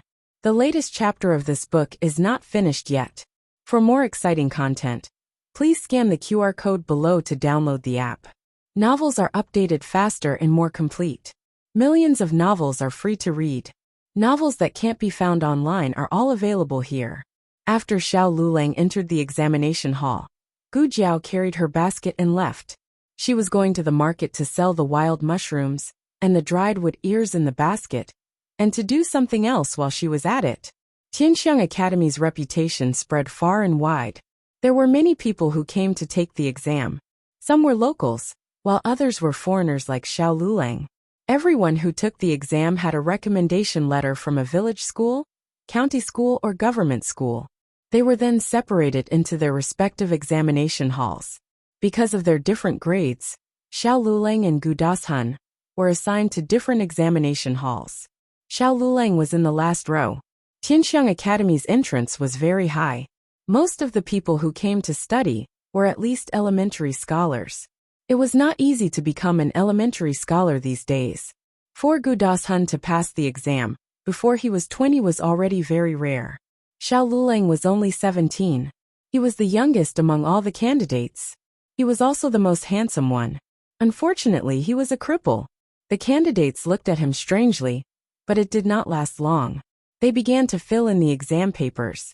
The poetry exam in the morning, and the classics exam in the afternoon. The candidates who were able to come here had a lot of knowledge in their stomachs. It was not difficult for them to compose a few poems on the spot. The difficult part was the classics exam in the afternoon. The classics exam questions were all from the original texts of the 4 books and 5 classics. The candidates had to strictly use the 8-part essay.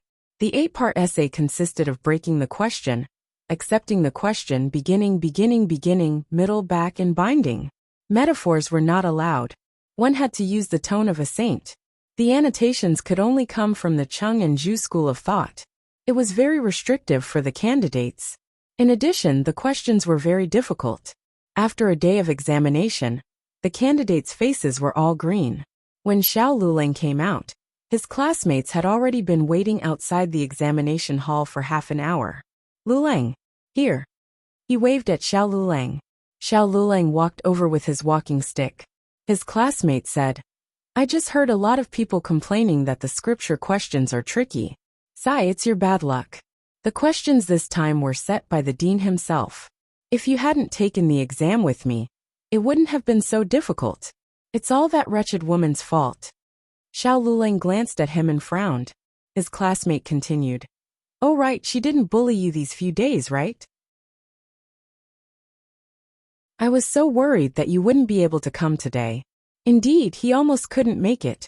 Xiao Lulang paused. Suddenly, as if he had sensed something, he raised his head and looked ahead. The examination had just ended, and there was an endless stream of people on the street outside the academy. A slender little figure was leaning against the wall with a small basket on his back. His arms were crossed in front of his chest, and he looked a little absent-minded. From time to time, people walked past her.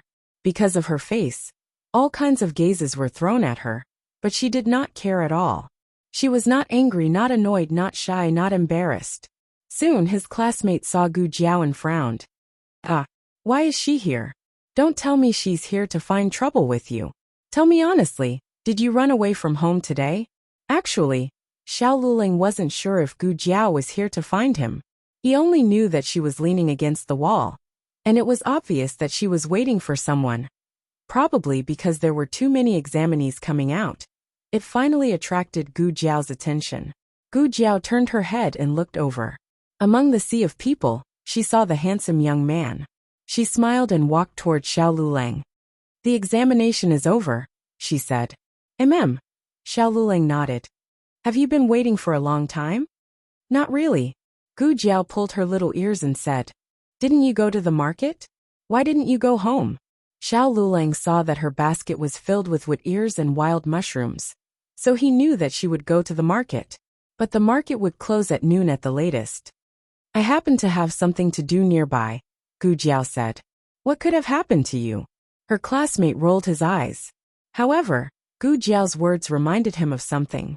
He finished class early today and went to the medical center.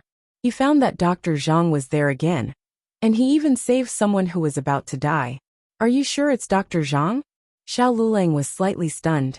Dr. Zhang also suffered some superficial injuries from the medical dispute last time. In fact, Dr. Zhang was not the one who saved the murderer's family member. He was completely implicated. But in the end, he was provoked, so he said that he would never come back again. Her classmate said firmly, Of course. I saw that person being carried in with my own eyes. His body was covered in blood. His neck was crooked, and he was not breathing. Other than Dr. Zhang from the capital, who else could save him? Gu Jiao silently looked at the little ant on the ground and didn't say a word. Her classmate continued. Dr. Zhang can even save that kind of person, so he must be able to cure your leg. You don't have to worry about this. I'll ask when Dr. Zhang is going to make a house call. When are you going?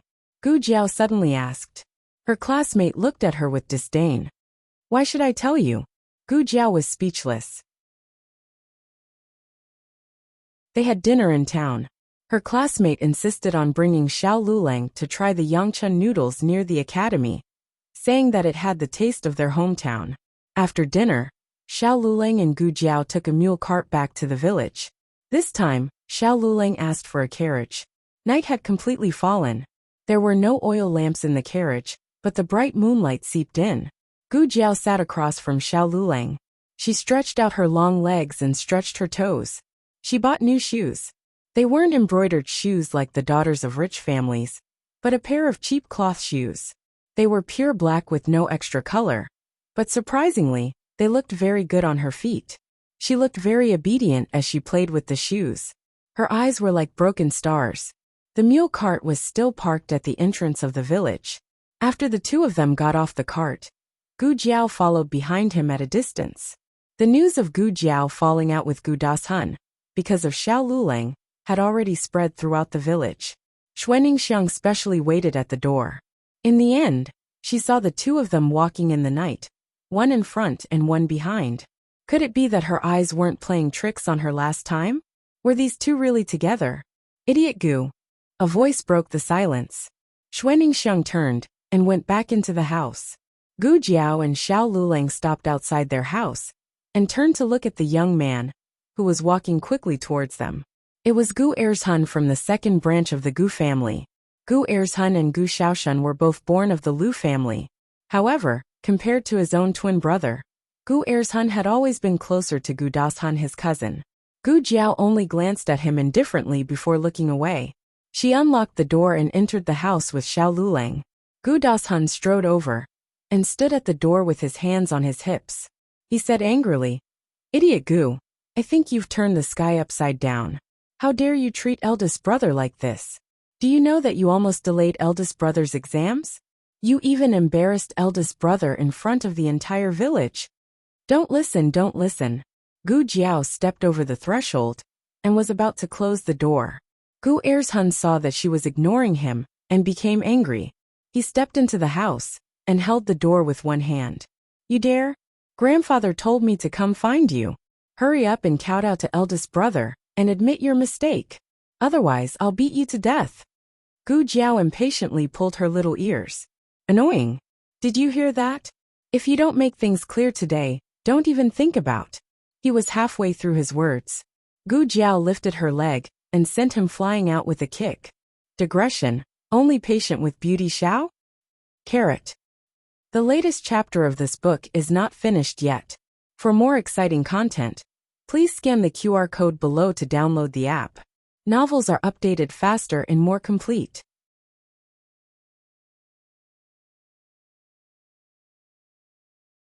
Chapter 11. For more exciting content, please scan the QR code below to download the app. Novels are updated at a faster rate. Millions of novels are free to read. Novels with a deeper meaning that can't be found online are all available here. Gu Ershun was stunned by Gu Jiao's kick. Although his status in the Gu family was not as high as Gu Dashuan's, he was still spoiled by the Lu family. She could not bear to let him do farm work, and only let him study in the house like Gu Dashun. Only the heavens knew if he was studying, but it was true that his body was delicate. He lay on the ground, and did not move for a long time. What was wrong with this little fool today? She dared to kick him? He really wanted to rush up and give her a slap, but he would not admit that Gu Jiao's kick had scared him. You. Just you wait. He left these harsh words and ran away while clutching his stomach. Gu Jiao locked the door and turned to enter the house. She immediately saw Xiao Lulang standing in the living room and looking at her. His gaze was full of scrutiny. She thought for a moment and said calmly, "He fell out of the house by himself." Xiao Lulang. The Gu family had been waiting for Gu Ershun to bring Gu Jiao back for a lecture, but only Gu Ershun came back. His face was covered in dirt, and he was clutching his stomach, as if he had been beaten up by someone. The Lu family hurried forward. "Ershun, what happened to you? Where's that girl?" Gu Ershun exaggerated what had happened in front of Gu Jiao's door. "I kindly advised her to come over and make things clear. She wanted to apologize to eldest brother, but she didn't listen and even kicked me. I treated her like a younger sister and did not fight back." The Lu family's scalp exploded when she heard this. Little wench. Raised by a whore. She even kicked her own brother. In contrast, the Zhou family was much calmer. That girl even dared to touch Dashun. What more Amir Ershun? But she still had some doubts in her heart. This girl was a little strange recently. Preposterous. Mrs. Lu was angry that her son was slapped. She rolled up her sleeves and slapped Gu Shaoshun. "You go. Teach that little b*** tch a lesson. Stand up for your brother." "I'm not going." Gu Shaoshun rolled her eyes at Gu Ershun. "Who knows what he did?" Gu Ershun said confidently. "I didn't do anything. I'll talk to her nicely." Who knew that she would kick him? "I think she's a fool, a lunatic and a jinx." "Who are you scolding?" Gu Shaoshun stood up like a ruffian. Gu Ershun hurriedly hid behind Madame Lu. "You're still speaking up for that little jinx. Who's your real brother?" Mrs. Lu was so angry that she wanted to hit Gu Shaoshun. But old man Gu was there, so she didn't dare to hit his grandson. She turned her head and gave her man a look. "Say something." How could Gu Chenglu dare to say anything? No one asked that girl when she didn't come to eat for a few days, but now she knew how to criticize him. He didn't want to go. It wasn't because he felt injustice for Gu Jiao. Moreover, he was the most cowardly of the three brothers. When Old Third was in trouble, he was by Old Third's side. If he had pulled Old Third in time, perhaps Old Third wouldn't have died. But the flood was too fierce. He was scared and left Old Third behind. He didn't dare to tell anyone about this. Only Old Man Gu knew. He had always felt a little guilty about the third branch. "Changhai." Old Man Gu called his eldest son. "Go over there." Gu Changhai hesitated for a moment and said, "Father, Jiaoer's brain isn't working well. I think we should just let this matter go. If it gets out of hand, the villagers will gossip and say that we're mean to Old Third's flesh and blood." Mrs. Lu was furious. "How can we just let it go? You didn't hurt Dashun, did you? Didn't you see how badly Ershun was kicked?" Gu Ershun clutched his stomach, feeling wronged. The little jinx's kick was really not light. He was still in pain. Old Man Gu's face darkened and he hesitated. Gu Changhai said softly, "Father, if this matter gets out of hand, It won't be good for Deshun's reputation. In the end, the one who got kicked was Gu Er's-hun, not Gu Das-hun. Gu Das-hun was just pushed by Gu Jiao in front of everyone, so he felt a little embarrassed. But Gu Das-hun wasn't injured, and he didn't miss his exams. It wasn't worth it to ruin his good reputation just to vent his anger. Gu Das-hun also reacted at this time. Scholars valued reputation the most. Otherwise, the Gu family wouldn't have forced Xiao Lulang to submit. He couldn't be muddle-headed on this matter. He said gently, "Forget it, grandfather.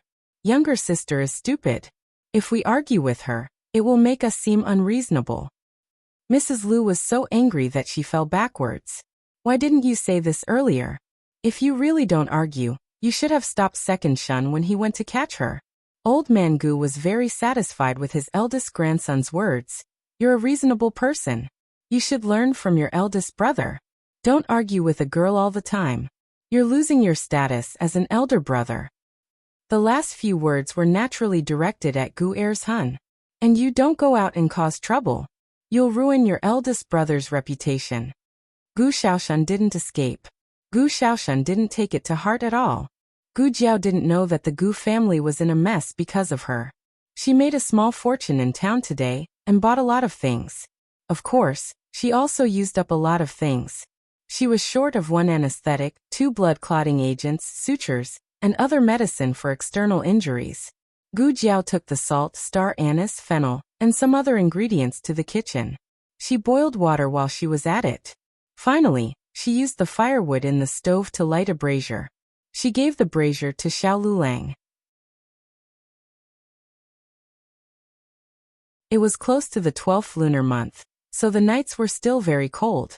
She could sleep early, but Xiao Lulang had to read by the light. In addition, his injured leg couldn't catch a cold. The door was left ajar. Gu Jiao knocked on the door. "It's me." Xiao Lulang responded. Gu Jiao pushed the door open and entered. Xiao Lulang was bent over the table, copying a book. There was only a small oil lamp beside his hand. The light was very dim. Gu Jiao put the brazier on the ground and walked over to adjust the oil lamp to the brightest. She thought for a moment, then went to her room to grab the oil lamp. "It's too dim. It hurts my eyes." Xiao Liulang's eyes moved. "You can use the brazier." "I won't be cold after I sleep," Gu Jiao said. After a pause, she seemed to think of something and said, "Can I come to your room to warm up before I sleep?" Xiao Lulang nodded. He sat up straight and continued to copy the book at hand. Gu Jiao knew that he earned money by copying books for others. Although he didn't earn much, he still earned 2 taels a month. However, the Gu family wanted to take 1 tael from him. They called it paying for the food of the original host. The original host didn't know that she paid for her meals at the Gu family. She thought that the Gu family was really good to her. To be fair, Xiao Lulang only had a bad attitude towards the original host. This was because the two of them didn't have a good relationship. It wasn't that Xiao Liulang's character was bad. Gu Jiao smiled and said, "You don't have to give the Gu family any more money. I'll eat at home in the future." Xiao Liulang's hand that was holding the brush paused. Gu Jiao took the mattress and clothes that hadn't dried yet. Her movements were very light, and her breathing was very quiet. If it wasn't for Xiao Lulang glancing at her several times, he probably wouldn't have noticed that there was another person in the room. When the clothes were done, she suddenly said to him before leaving, "Right, what's your classmate's name?" "Feng Lin," Xiao Lulang said. Xiao Lulang copied books until midnight. When he got up, he found that Gu Jiao had finished drying his clothes and neatly stacked them on the chair. He picked up the clothes and was about to put them in the cabinet when he saw a new pair of shoes at the bottom.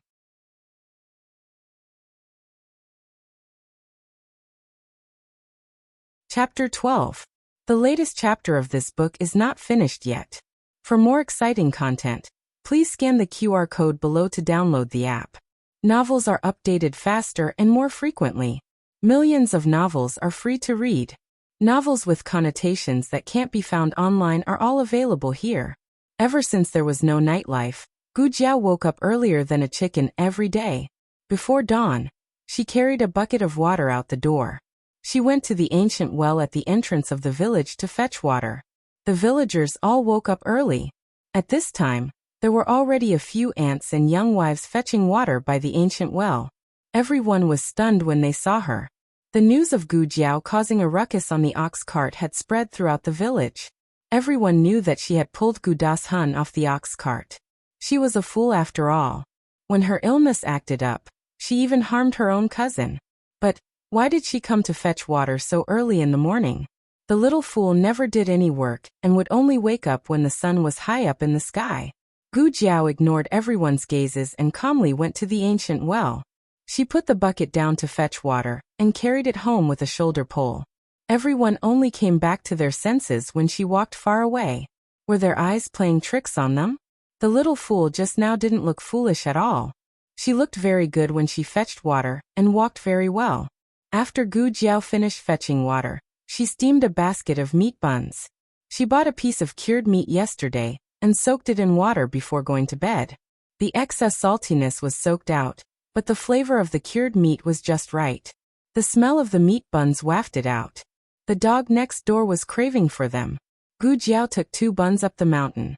Most of the wood ears had been picked by her, but there were still a lot of wild mushrooms. In fact, the villagers could see these ingredients when they went up the mountain to cut firewood, but most people didn't dare to pick them. First, they couldn't tell the difference between poisonous mushrooms. Second, they didn't know how to remove the poison in fresh wood ears. After Gu Jiao finished picking the mushrooms, she went directly to the market. The eastern part of the town was a relatively wealthy and prosperous area. The best medical centers and restaurants were there. The yamen and the academy were also there. In contrast, the western part of the town was much more complicated. There were markets, workshops, gambling houses, brothels, all sorts of things. Gu Jiao arrived at the market and randomly found an open space to set up a stall. The woman next to her still remembered her and smiled at her. "You're here. Do you still have the mushrooms you picked last time? My grandson likes it. Can you give me some more?" The auntie sold sweet potatoes. The price of sweet potatoes was not comparable to the price of the mushrooms on the mountain. However, Gu Jiao did not care. She nodded and handed the basket to her, letting her take it herself. The auntie grabbed 2 handfuls and put in 2 big and red sweet potatoes for her. Not long after, the aunt on the other side also came over and said with a smile, Can I exchange some radishes with you? I want to stew some for my family too." Gu Jiao nodded nonchalantly and signaled her to do it herself with her eyes. Therefore, the aunt used her 2 big radishes to exchange for Gu Jiao's 2 mushrooms. After that, a few more hawkers came and one after another used their own side dishes to exchange for Gu Jiao's mushrooms. This scene was seen by the 2 men in the tea stall diagonally across the street. "Shopkeeper Wang, are you talking about her?" The one who asked was a well-dressed man in his early 30s. He had strong facial features and a tall figure. A middle-aged man in his 40s next to him said, "Second master, it's her." The second master looked at Gu Jiao and knit his brows. Such expensive mountain products, but she exchanged them with such cheap vegetables. Is she stupid? Someone even put rotten food inside, but she didn't say anything. She's really stupid. Shopkeeper Wang was speechless. He always felt that she wasn't stupid. She just didn't care. "Are you sure you didn't make a mistake?" The second master asked. "When she saved the patient, I was right next to her. I saw with my own eyes that she sewed up that deep and long wound. I won't make a mistake." Shopkeeper Wang gestured as he spoke. What Shopkeeper Wang didn't say was that he had actually seen her twice. The first time was at this market, so he knew that she would come here to do business. "How old is she?" The second master knit his brows. No matter what, he couldn't believe that she was the doctor that brought the dead back to life. She was too young and too poor. She also had that birthmark on her face. But Shopkeeper Wang wouldn't lie to him. Last time the medical disturbance had a great impact. Not only did they offend Dr. Zhang, they also made the main hall of the capital very dissatisfied. The second master's position was in jeopardy. He urgently needed a doctor to support the situation. The second master said, "You go and ask her where her master is. I'm willing to hire her master for a large sum of money." This girl's medical skills couldn't have come from nothing. Hiring her master would be more reliable than hiring her. Shopkeeper Wang also felt that this method was feasible. He turned around to ask, but unexpectedly, just as he took a step, a young man fell down. He happened to fall in front of a chicken stall, scaring away all the chickens in the cage. "Aya! My chicken! My chicken!" The old man selling the chicken hurriedly went to catch the chickens. The scene was in chaos. Shopkeeper Wang and the second master's eyes fell on the young man's body. They were both stunned.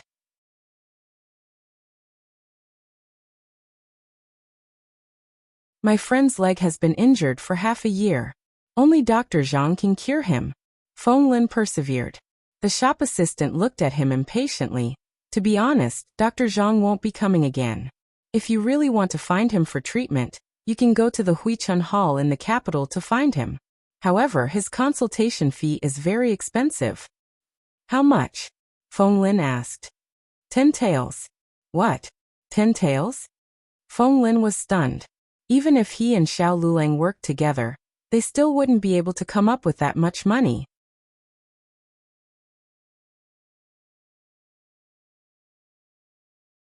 Chapter 13. The latest chapter of this book is not finished yet. For more exciting content, please scan the QR code below to download the app. Novels are updated at a faster rate. Millions of novels are free to read. Novels with content that can't be found online are all available here. Feng Lin left in disappointment. Just as he was about to walk out of the lobby, he heard a polite voice in front of him. "Young master, are you here to see an illness?" "Ah." Feng Lin was stunned for a moment and looked at the other party. It was a young man in luxurious clothes. His aura was somewhat strong, but his attitude was very gentle. Feng Lin did not recognize him.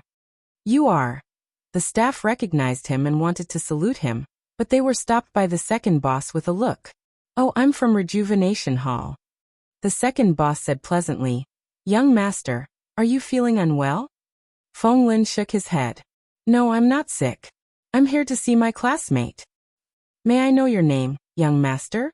"My name is Feng Lin." Feng Lin cupped his hands. "My surname is Hu." The second boss returned the salute. "So it's Dr. Hu."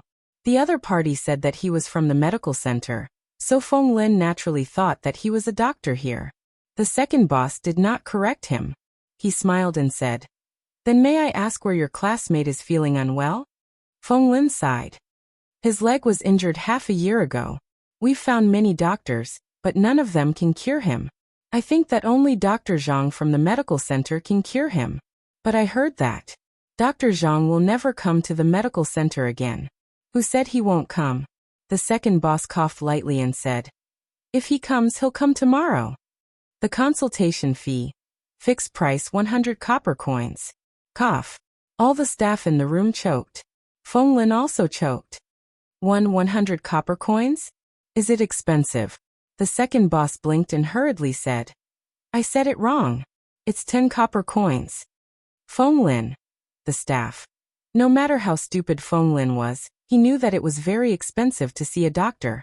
Not to mention Dr. Zhang from the capital, even a barefoot doctor from the countryside could not be dismissed with 10 copper coins.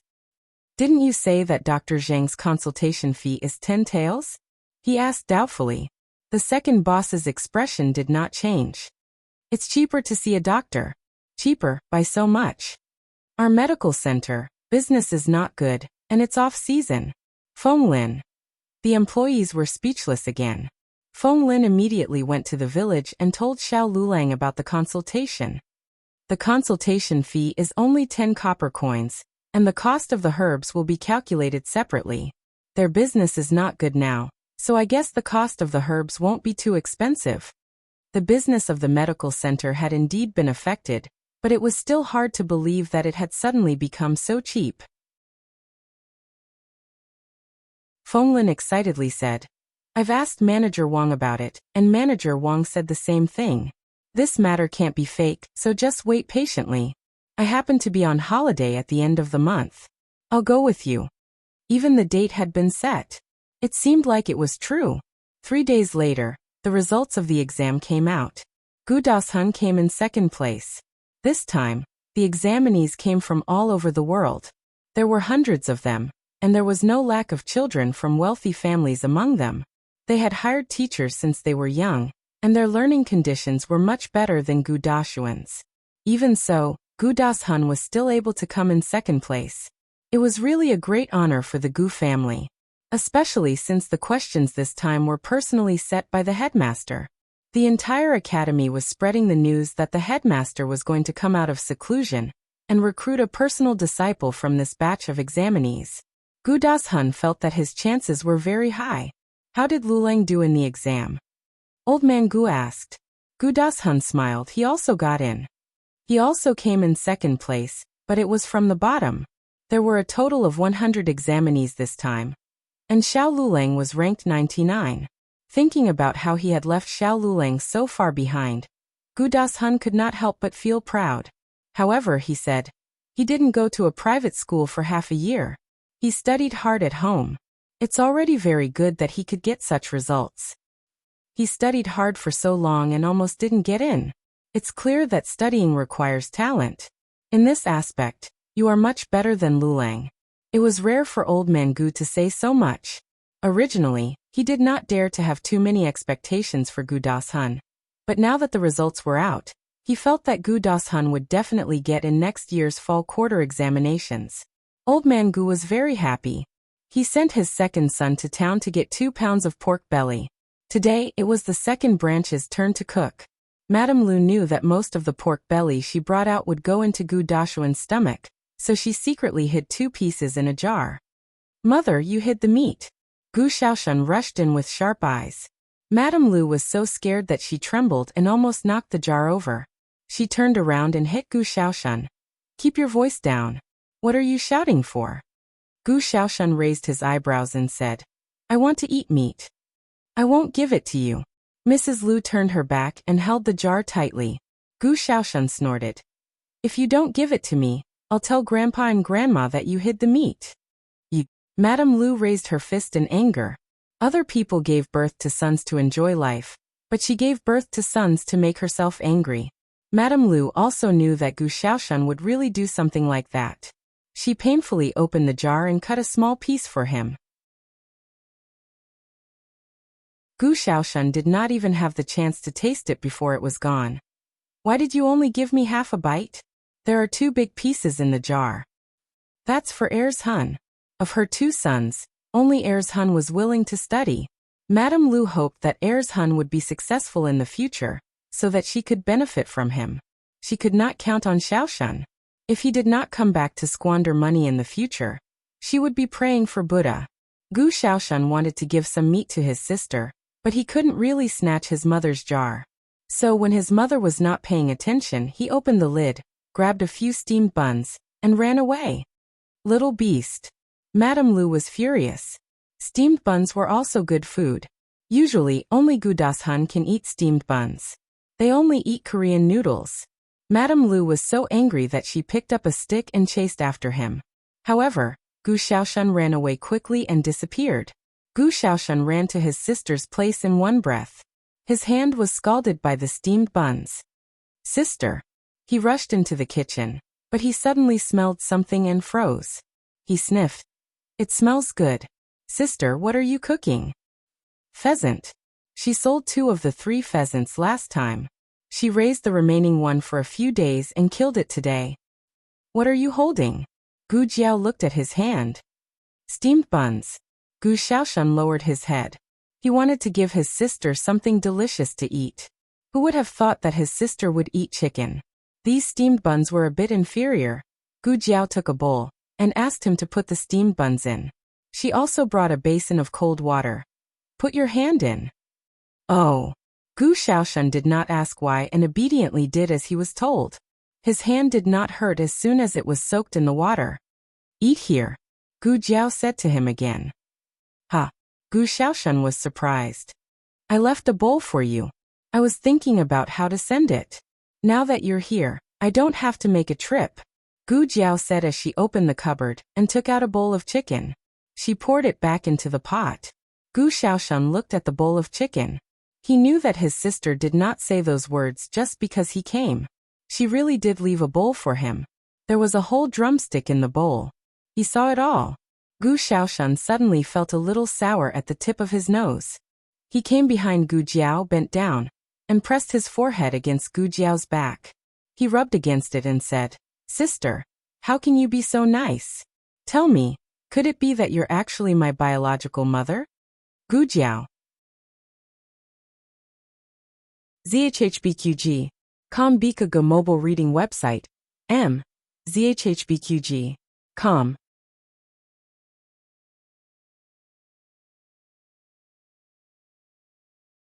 Chapter 14. The newest chapter of this book is not finished yet. For more exciting content, please scan the QR code below to download the app.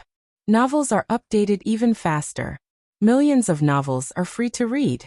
Novels with content that can't be found online are all available here. Gu Jiao finally understood why the previous host and Gu Xiaoshan could play together. The two of them had the same level of intelligence. Gu Jiao made a pheasant stewed with mushrooms today. Although the pheasant was delicious, the meat was firmer than poultry. She used a large iron pot to stew it for 4 hours before it was tender. She also made a refreshing salad of black fungus and shredded radish. The main dish was white rice and corn pancakes baked on the iron pot. Although Xiao Lulang only scored last, Gu Jiao still attached great importance to it. That was why she killed the pheasant to celebrate Xiao Lulang. But she would not say this out loud. "Go and call your brother-in-law to eat." She took off the pancake and said to Gu Xiaoshan.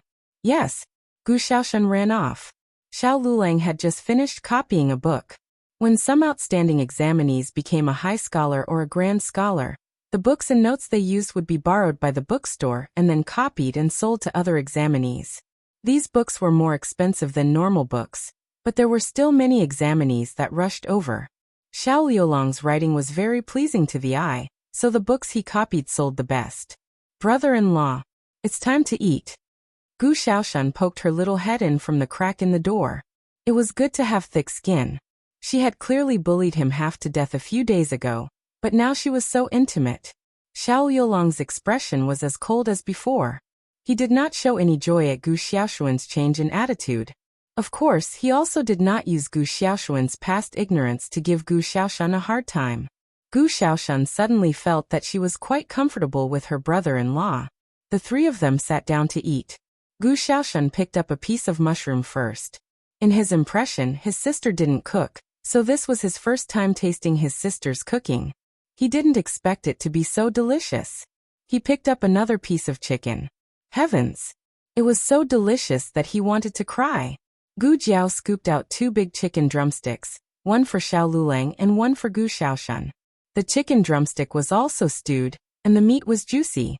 Gu Xiaoshan felt like she was going to ascend to heaven after taking a bite. Xiao Lulang was very calm. But if Gu Jiao knew how much he used to eat, she probably wouldn't think so. The two of them quickly finished their bowls of rice. When Gu Xiaoshan went to scoop the rice, he saw that Xiao Liulang's bowl was also empty. He said, "Brother-in-law, I'll scoop a bowl for you too." "Okay." Xiao Lulang did not refuse. He didn't know if he didn't refuse his kindness, or if he didn't refuse the call of brother-in-law. Gu Xiaoshan quickly went to get more rice. This was the most comfortable meal Gu Xiaoshan had ever eaten. The taste was good, and the atmosphere at the table was good. Although his sister and brother-in-law didn't say anything, he could say something. The three of them were eating happily. After the meal, Xiao Lulang helped Gu Jiao clean up the dishes, and Gu Xiaoshan went to the backyard to chop firewood. After entering the kitchen, Xiao Lulang suddenly put a money bag next to Gu Jiao's hand. Gu Jiao looked at him strangely. "Household expenses," he said. Xiao Lulang gave Gu Jiao 2 taels of silver. He earned it by copying books for more than a month, and he only had about 10 copper coins left. But he was almost done copying the book, and he should be able to sell it in town in 2 days. Gu Jiao raised her eyebrows and looked at the money bag on the stove. She took it and put it away. After cleaning up the kitchen, Gu Jiao went to the entrance of the village to fetch water. Gu Xiaoshan took her shoulder pole. "Sister, you rest. I'll do this kind of rough work."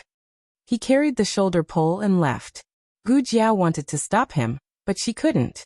At this time, everyone was eating in the house, and no one came out to fetch water. Gu Xiaoshan occupied the ancient well by himself. While he was fetching water, two strong men rode their horses towards him. They stopped beside Gu Xiaoshan without saying anything.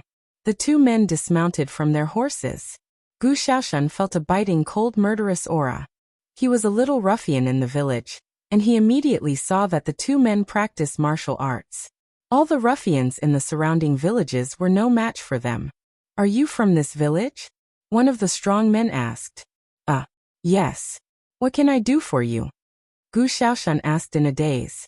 "We are here to look for someone." The strong man showed a broken umbrella and asked fiercely, "Have you seen this umbrella before?"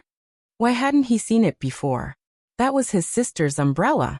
Gu Xiaoshan felt bad. "Have you seen it before?" The strong man narrowed his eyes dangerously. I. Gu Xiaoshan stuttered. What did his sister do? Why did such a scary person come to look for her? "Boy." The strong man stretched out his rough hand and gently pressed Gu Xiaoshan's shoulder. "I advise you to tell the truth, or I will ask someone else." This man was so strong that he couldn't move half of his body. Gu Xiaoshan gritted his teeth. "It's mine." The strong man was stunned. He exchanged a look with his companion. The strong man withdrew his hand and asked suspiciously, "Your umbrella? Are you sure?" Gu Xiaoshan's legs were actually starting to go soft, but he stubbornly said, "Of course I am sure it's my own umbrella. There is a mark on the handle of the umbrella with the word Xiao written on it. I carved it myself." The last few words were true. He was bored at that time, so he carved his name on his sister's fan, but he only knew how to write the word Xiao. Of course, the strong men knew that there was a word on the handle of the umbrella, so when he said this, most of the strong men believed him. "So, the person who went to the back of the mountain that day was you?" "It was me." "The person who stepped on our master's face was also you?" "Yes." "Our master's arm was fixed by you?" "Yes." "It was all me."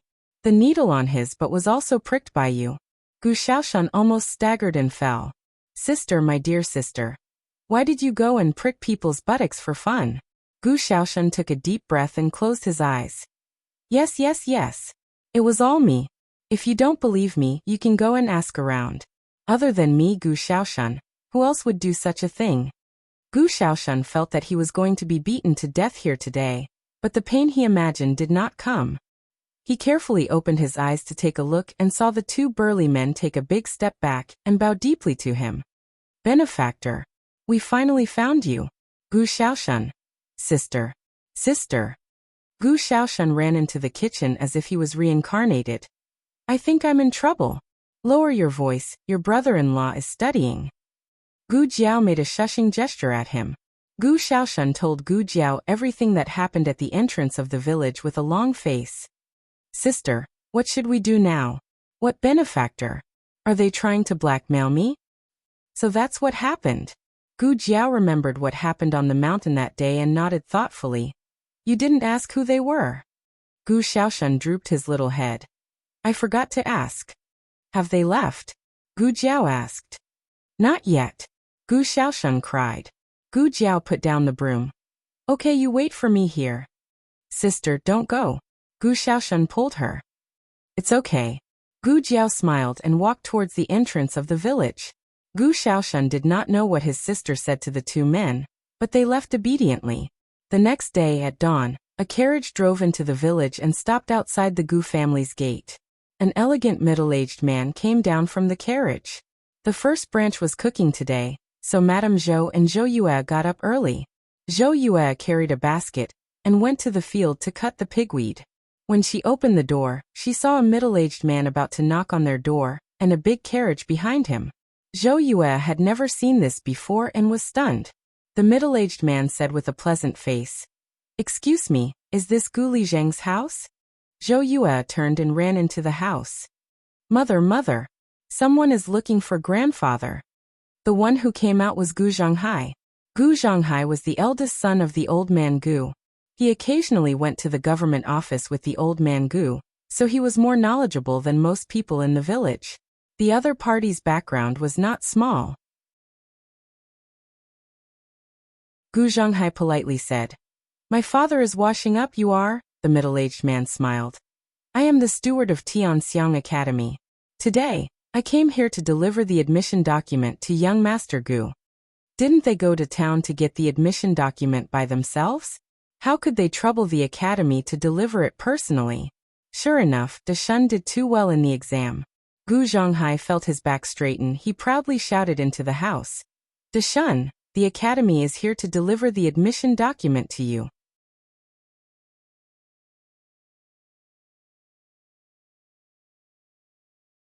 Chapter 15. The latest chapter of this book is not finished yet. For more exciting content, please scan the QR code below to download the app. Novels are updated even faster. Millions of novels are free to read. Novels with connotations that can't be found online are all available here. For Gu Dashun to be able to study so well, in addition to being very smart, he was also very hardworking. He woke up earlier than Madame Zhou and Gu Yui, and was currently studying in his room. Hearing his father call him, he put down his book and walked out. Father, what's wrong? As soon as he finished speaking, he saw the middle-aged man outside the door. He vaguely felt that the other party's face was somewhat familiar, but he couldn't remember where he had seen him before. But he was sure that the other party's clothes and bearing were not ordinary. He didn't know why he had come to their house. Father, what did you say just now? I was studying and didn't hear clearly. He turned to Gu Zhonghai and said. Gu Zhonghai pointed at the middle-aged man and smiled. This is the steward of Tianxiang Academy. He came to deliver your admission document. Admission document? Gu Dashun had the same doubts as Gu Zhonghai. The academy had already informed them that the results would be released 3 days after the exam, and the admission document would be released on the 7th day. They had to go to the east gate of the academy to get it. There were still 3 days before the 7th day. Why did he come out already and delivered himself to their door? The middle-aged man also reacted at this moment. He smiled and said, So there is another candidate in your house. But I'm afraid that Master Gu has misunderstood. The document in my hand is not for this candidate, but for another young Master Gu. Gu Zhonghai said strangely, Only Deshan is a candidate in our house. The middle-aged man maintained a decent smile. I didn't quite understand what I said just now.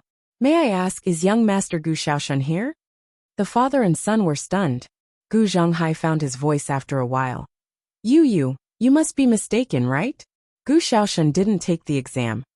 Gu Xiaoshan was a scoundrel. Scoundrel. He wouldn't take the exam even if he had 8 lifetimes. Even if he took the exam, he definitely wouldn't be able to. The middle-aged man smiled warmly.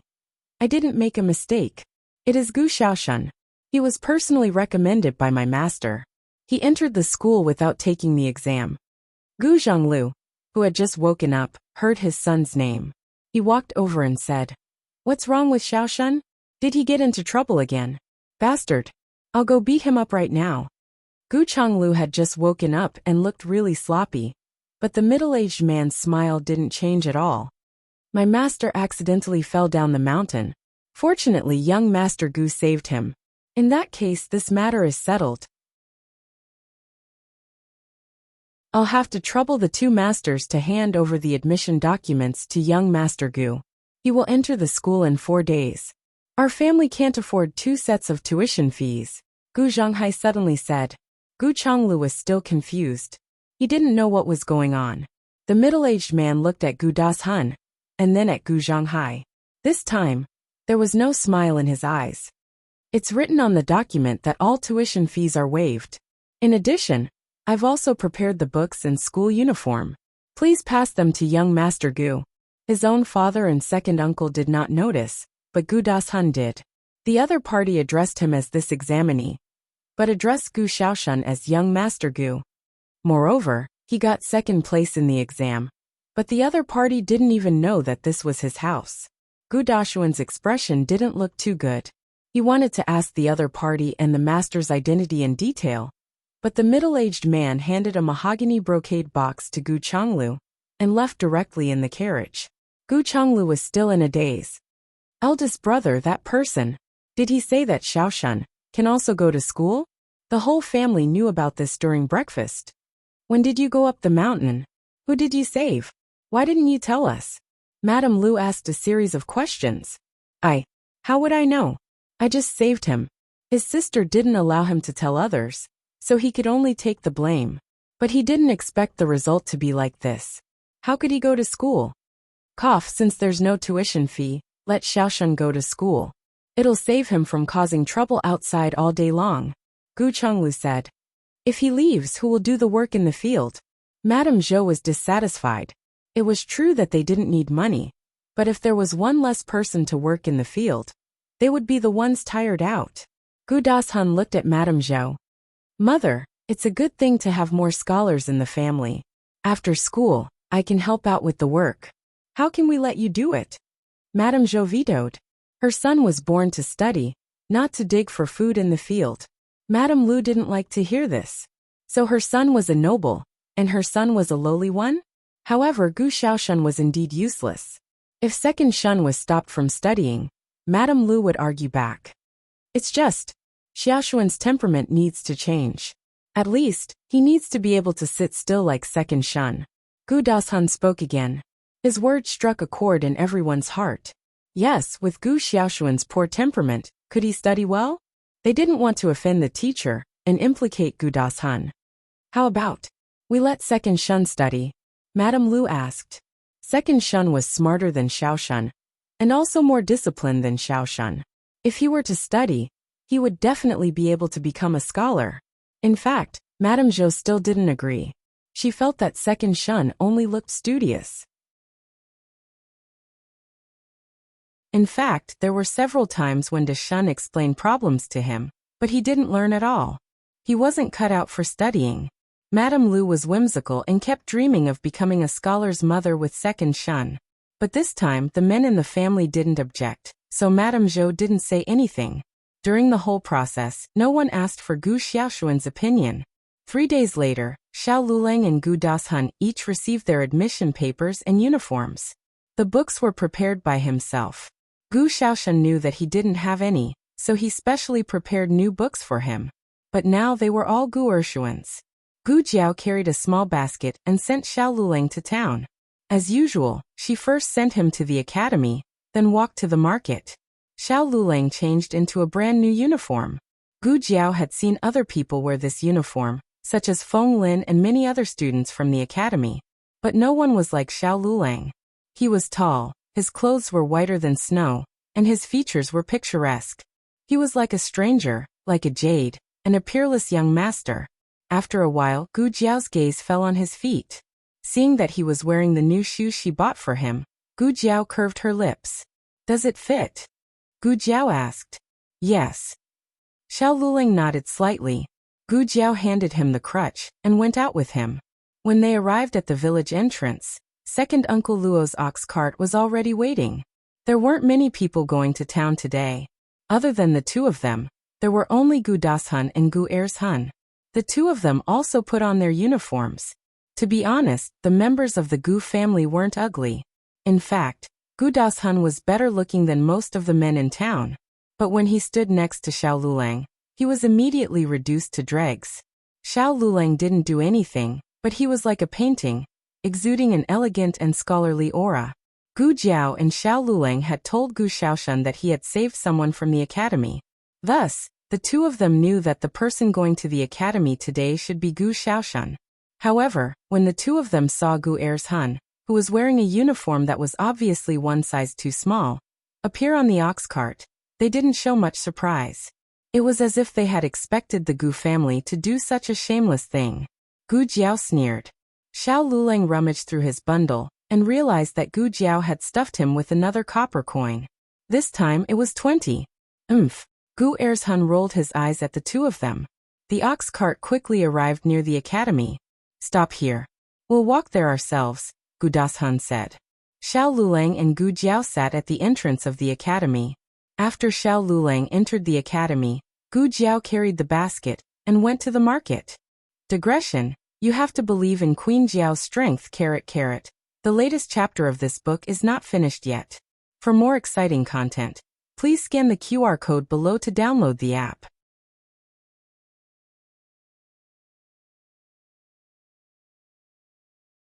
Chapter 16. The latest chapter of this book is not finished yet. For more exciting content, please scan the QR code below to download the app. Novels are updated even faster. Millions of novels are free to read. Novels with a deeper meaning that cannot be found online are all available here. The students who entered this year were split into 4 classes. In order of results, they were Tianzi Class A, Tianzi Class B, Earth Class A, and Earth Class B. Gu Dashun got second place and naturally got into Tianzi Class A. Xiao Luleng got second last and got into Earth Class B. As for Gu Xiaoshun, this backdoor entrant, he was also assigned to Earth Class B. Originally, Gu Dashun was wondering what kind of important person Gu Xiaoshun had saved, but in the end he just got into the worst class. It seemed that the other party didn't have much of a say in Tianxiang Academy. That's Earth Class B, you can go. Gu Dashun gave Gu Ershun directions, then turned and headed towards Tianzi Class A. Gu Ershun had dreamed of going to school like Dashun since he was young. Now that he finally got his wish, he was overjoyed. But thinking that he was in the same class as Xiao Luleng, he was a little unhappy. Although he didn't know what Tianzi Class A and Earth Class B meant. But Xiao Luleng got second last. What kind of class could he be in? When he got back, he had to find the master that Gu Xiaoshun had saved and get him to transfer him to Gu Dashun's class. Gu Ershun thought this as a matter of course, not feeling that there was anything wrong with this idea. He looked at the students with disdain, and was about to walk in with his chin raised. Suddenly the teacher spoke. "Who are you?" Gu Ershun said. "I'm a new student, Gu Ershun." The teacher heard this and didn't look at him anymore, calmly saying, "Where did you come from? There's no such person in the class, get out." Gu Ershun was stunned. All the students looked at him. Gu Ershun's face flushed red. Has Gu Xiaoshun arrived?" The headmaster interrupted him. The classroom was very quiet. "Has Gu Xiaoshun arrived yet?" The headmaster asked again. The students began to whisper among themselves. Gu Xiaoshun and Gu Ershun were obviously related, but the headmaster didn't even ask. The students began to whisper among themselves. When they looked at Gu Ershun again, there was a hint of thought-provoking in their eyes. Gu Ershun could no longer maintain his composure. He turned to look for Gu Dashun, hoping that Gu Dashun would be able to solve this problem for him, but unexpectedly, Tianzi Class A had already started their lessons. Gu Ershun had nowhere to go. He was so embarrassed that he wanted to find a hole to hide in. After the lesson ended, Gu Dashun was called out by the headmaster of his class. "Headmaster Chen." Gu Dashun bowed respectfully. Headmaster Chen thought for a moment and asked him, "Do you know about your brother's enrollment?" Gu Dashun nodded. "I know. A steward of the academy personally sent my brother's enrollment document to the village. May I ask, what happened?" Headmaster Chen frowned. Gu Xiaoshun was enrolled, but Gu Ershun came. "Do you know about this?" Gu Dashun looked at Headmaster Chen's expression, and felt that something was wrong. His eyes flashed and he lowered his eyes. "I don't know. I left first. Those two are my second uncle's brothers." "I understand. You can go to class first," Headmaster Chen said. "Headmaster, my brother." Gu Dashun looked at Headmaster Chen with an uneasy expression. Headmaster Chen waved his hand. "It's okay. It's your second uncle's family business. It has nothing to do with you. Go to class. You did well in the exam this time. The headmaster thinks highly of you." Gu Dashun went to class. He looked at the corridor. Gu Ershun was timid. He would not talk nonsense. After Gu Jiao went to the market, she went directly to her previous stall. Everyone seemed to know that she was going to sell mountain goods here. They had already reserved a seat for her. Gu Jiao brought freshly picked mushrooms and sun-dried black fungus today. "Can this be eaten? Didn't you say it was poisonous?" The woman selling sweet potatoes asked while holding a piece of black fungus.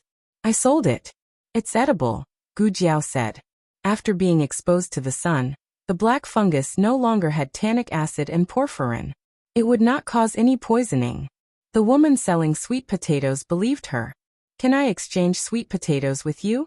Gu Jiao nodded. "Yes."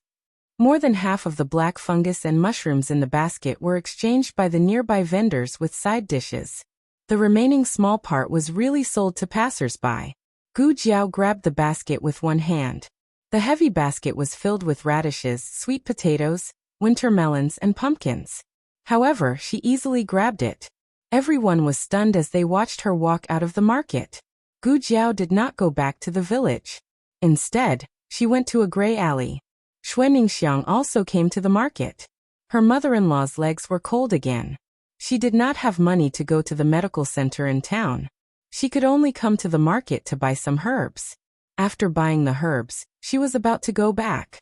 However, she accidentally saw a familiar figure. She looked at the person to make sure that she was not mistaken. She could not help but feel more confused. Why is she here? Why did she go to that kind of place? Behind that alley was not a good place to go. Xuaningxiang knew that there were gambling houses, brothels, and illegal workshops. Xuaningxiang could not figure out why Gu Jiao went there. Was she deceived, or Xuaningxiang frowned and hurried to catch up? However, as soon as she passed through the alley, Gu Jiao disappeared. Opposite her was a big gambling house. On the left was a brothel. On the right was something unknown. From time to time, shrill screams could be heard. Some people fell out with bruises all over their faces. After that, they vomited blood and fell to the ground, unable to get up. Xuaningxiang was frightened. She turned around and wanted to go back.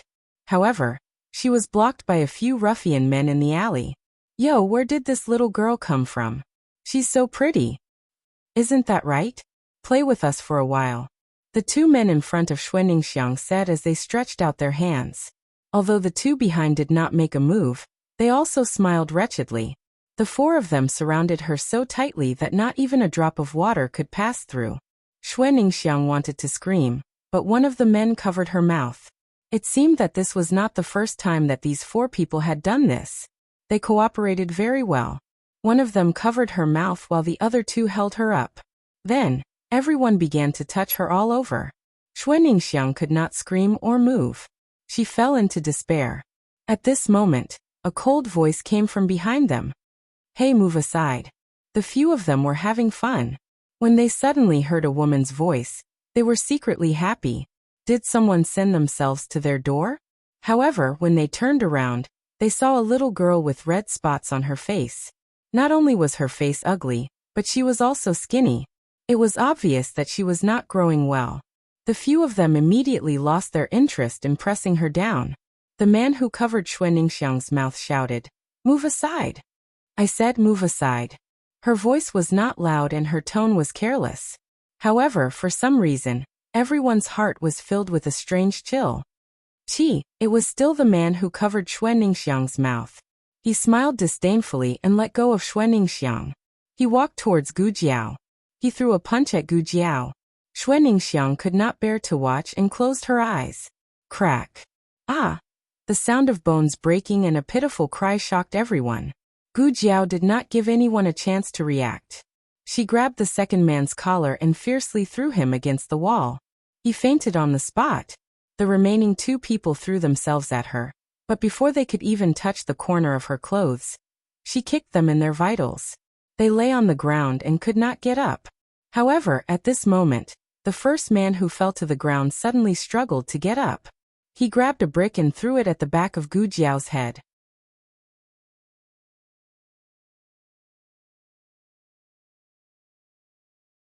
Chapter 17. Please scan the QR code below to download the app for more interesting content. The novel will be updated at a faster rate. Millions of novels will be read for free. There are all kinds of novels that you can't find online. Ah! Xuaningxiang screamed. Gu Jiao turned around and kicked the man away. Xuaningxiang was dumbfounded. She didn't understand how Gu Jiao did it. After beating the man up, Gu Jiao left with the basket on her back. She didn't even look at Xuaningxiang. It made people think that she only beat them up because they were in her way. Xuaningxiang recovered from her shock and stood up while trembling. You wait. Gu Jiao continued to walk forward. Xuaningxiang wanted to chase after her, but her clothes were torn by the men. If she walked out like this, they would see her naked body. She was so anxious that tears came out of her eyes. Gu Jiao stopped in her tracks and fidgeted with her hair. She took out her cotton padded jacket from the basket and threw it on Xuaningxiang. Xue Ningxiang was stunned. She looked at the jacket, and then looked at Gu Jiao. Aren't you cold? Give it to me if you don't want to wear it. Gu Jiao reached out her hand. Wear it. I'll wear it. Xue Ningxiang quickly put on the jacket. Gu Jiao's jacket was a little thin, especially around the chest area. It made Xue Ningxiang panic. Xue Ningxiang bent down to pick up the herbs on the ground. She whispered to Gu Jiao. Just now, thank you. She didn't expect to encounter this kind of thing. She also didn't expect Gu Jiao to save her. Her feelings were a little complicated, but no matter what, her gratitude came from the bottom of her heart. It was also at this moment that she was sure that Gu Jiao was different from before. Are you not stupid anymore? She asked cautiously. Gu Jiao didn't answer her. She's still a fool. Otherwise, why would she save him? He had bullied her in the past. Gu Jiao. Suddenly, Xue Ningxiang saw blood dripping from Gu Jiao's left hand. You're injured. Gu Jiao said indifferently. It's not my blood. She wasn't lying. It really wasn't hers. However, she thought of something and wiped the blood off with a handkerchief. Xue Ningxiang turned around and looked at the 4 bastards on the ground. They didn't bleed, so where did the blood on this girl's hand come from? What was she doing just now? The 2 of them left the alley. Gu Jiao looked at the sky. Xue Ningxiang suddenly grabbed her sleeve and looked at her pitifully. Can I go back to the village with you? Gu Jiao frowned. She didn't want to go back to the village. Xue Ningxiang felt that it was reasonable for Gu Jiao to refuse. After all, she didn't have a good relationship with Gu Jiao. Gu Jiao had saved her because they were from the same village. There was no need for her to take her back to the village. Xue Ningxiang silently withdrew her hand. Gu Jiao said indifferently, I have to go to the academy first. Xue Ningxiang's eyes lit up. She raised her head and asked, Can I go with you? Gu Jiao didn't say anything. She turned around and walked towards the east of the town. Xue Ningxiang tried to follow her. When she saw that Gu Jiao didn't chase her away, she was happy and followed her. Xue Ningxiang had her feet bound. Women with bound feet walked slowly. Gu Jiao scratched her head in annoyance, but she still stopped and waited for her. When the 2 of them arrived at the academy, classes had just ended. Xiao Lulang walked out with his bag of books. He was stunned when he saw Gu Jiao in the alley across from him. He walked over with a normal expression and asked, Are you also nearby today? Yes. Gu Jiao answered vaguely. Xue Ningxiang was shocked. The distance from the market to here was at least 7 or 8 li. This. How could this be called nearby? Xiao Lulang finally saw Xue Ningxiang beside Gu Jiao. A trace of surprise flashed through Xiao Liulang's eyes. No matter how hard he racked his brains, he couldn't figure out how the 2 of them were together. Furthermore, Xue Ningxiang was wearing Gu Jiao's clothes. Second Uncle Luo's ox cart was already waiting in the alley. He had told him in the morning to pick them up at 5 in the morning. The 3 of them got on the ox cart. Gu Jiao sat in the middle of the 2 of them. Xue Ningxiang used to have a good impression of Xiao Lulang, but after that terrible incident, she still had lingering fears of men. She didn't even greet Xiao Lulang. Xiao Lulang didn't care about Xue Ningxiang's attitude towards him. He just felt that it was a bit strange, but he didn't ask. Gu Jiao gave her cotton-padded jacket to Xue Ningxiang. She only had a thin jacket on. She didn't feel cold when they were on the road, but once she sat down, she felt a bit cold. Xiao Lulang looked down at his school uniform and couldn't help but hesitate. If he gave it to her, their relationship didn't seem that good. If he didn't give it to her, she would freeze. Just as he was hesitating, he saw Xue Ningxiang weakly lean towards Gu Jiao. She used her body to warm Gu Jiao. Xiao Lulang. After the ox cart passed through the alley, they saw Gu Dashun waiting there. Gu Ershun had already been driven home, so Gu Dashun was the only one waiting for the ox cart. Gu Dashun didn't care about Xue Ningxiang on the ox cart. He only looked at the expressionless Gu Jiao and Xiao Lulang. When he thought of how calm they were in the morning, he suddenly felt that they had already guessed that this would be the outcome from the beginning. But they didn't say anything. They just watched as Gu Ershun was driven out. They even almost caused him to be suspected by the teacher. Whose idea was it? Xiao Liulang's? Or this little fool's? A light breeze blew. Gu Jiao gently parted the hair covering her face. She didn't mind revealing the birthmark on her face. Gu Daoshun had never seen Gu Jiao like this before. No, he had actually seen it before. It was on the morning of the exam. She had pulled him down from the ox cart. At that time, she was just as calm as she was now. But at that time, he was in a fit of anger and didn't notice. What exactly happened to this little fool? She suddenly changed her personality. She suddenly stopped coming to the Gu residence for meals, and suddenly got along with Xiao Lulang. Are you thirsty? Xuaningxiang took off the water bag from her waist and handed it to Gu Jiao. Even Widow Shui, who always didn't get along with her, became her friend? Gu Dashun frowned deeply. The ox cart arrived at the village. Gu Dashun jumped off the ox cart. Gu Jiao didn't fight with him. She just sat on the ox cart and looked at him with a faint smile. Remember to send Xiaoshun to school tomorrow. Gu Dashun clenched his fists. After returning home, Gu Jiao felt particularly cold today. Her hands and feet were ice cold. At night her period came. People in the countryside didn't have enough nutrition, so their periods came late. She was already 14 years old, but this was her first time having her period. She didn't know if it was because she had fallen into the water a few days ago, but the cold air was too strong. In addition to the wind today, her stomach hurt very badly. She had been in the organization for many years and was already used to all kinds of pain, but she couldn't tolerate this kind of pain during her period. Xuaningxiang came to return Gu Jiao's clothes. As soon as she entered the room, she saw Gu Jiao sitting on a chair with a pale face. She immediately asked, "What's wrong?" "It's nothing," Gu Jiao lightly said. This woman who could kill 4 men with one punch during the day was now so weak that she couldn't even stand up. How could it be nothing? Xuaningxiang looked at her hands covering her stomach and said, "Ah, you're having your period?" Gu Jiao didn't have the energy to pay attention to her. Xiao Lulang heard the commotion in the room. He walked over and asked, "What happened?" Gu Jiao didn't say anything, but Xuaningxiang said, "Her period came. It hurts very badly. Do you have brown sugar at home? Boil a bowl for her." Xiao Lulang suddenly froze. Xuaningxiang didn't think too much about it. She thought that since the two of them had been married for half a year, they must have already consummated their marriage. There was nothing that couldn't be said.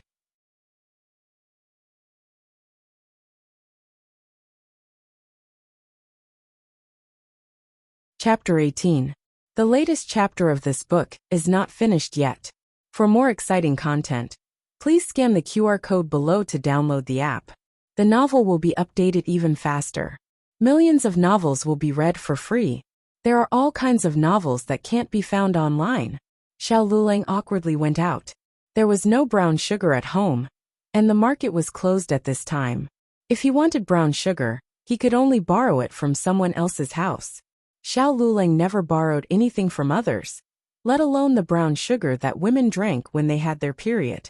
He stood under the eaves, and his cheeks were a bit hot. But after taking a few deep breaths, he still got up and went to the east side of the village. Aunt Zhang. He knocked on the Zhang family's door. Aunt Zhang opened the door and saw him. She smiled and asked, "It's Lulang. It's so late. What's the matter?" "I came to borrow some brown sugar." Xiao Lulang pretended to be calm as he said, "In the countryside, brown sugar was a rare thing. Most people didn't have it. Aunt Zhang's daughter-in-law had just given birth and was in confinement." Xiao Lulang heard her ask Uncle Luo to bring her brown sugar from the market. "Why do you need brown sugar? Is the Gu girl pregnant?" Aunt Zhang asked. Xiao Liulang's cheeks were hot again. No. "Ah, then you're having your period." I didn't expect Lulang to be so caring. There were rumors in the village that the couple had gotten back together. Aunt Zhang was a bit skeptical at first, but now she believed it. Aunt Zhang went back to the house and filled a bowl with brown sugar for him. She joked, "It's a good thing that a woman has her period. It means that she'll be able to give birth to your baby soon." Xiao Lulang didn't know how he left. He brought the brown sugar water to Gu Jiao's room. Xuaningxiang had already gone back. Gu Jiao was lying on the bed feeling a bit weak. He walked into the room and put the brown sugar water on the table. "Drink it first. Call me if it's not enough." After he finished speaking, He turned around and left. Even though he walked very quickly, Gu Jiao's sharp eyes noticed that his ears had turned red. Gu Jiao chuckled and drank all the brown sugar water in the bowl. She didn't expect the brown sugar water to be so effective. Her body warmed up, and she felt much more comfortable. She quickly fell asleep. That night she had another dream. She dreamed that she woke up late the next day. Xiao Lulang went out alone and met Gu Xiaoshan at the entrance of the village. The two of them went to the academy together and entered the same class. Gu Xiaoshan was not a stingy person.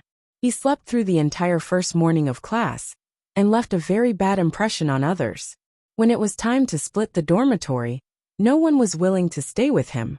Only Xiao Lulang stood up. The two of them were assigned to the westernmost dormitory. That room had been in disrepair for a long time. As soon as the two of them entered, the roof collapsed. Xiao Lulang was seriously injured and Gu Xiaoshan was also slightly injured. The next day, Gu Jiao really woke up late.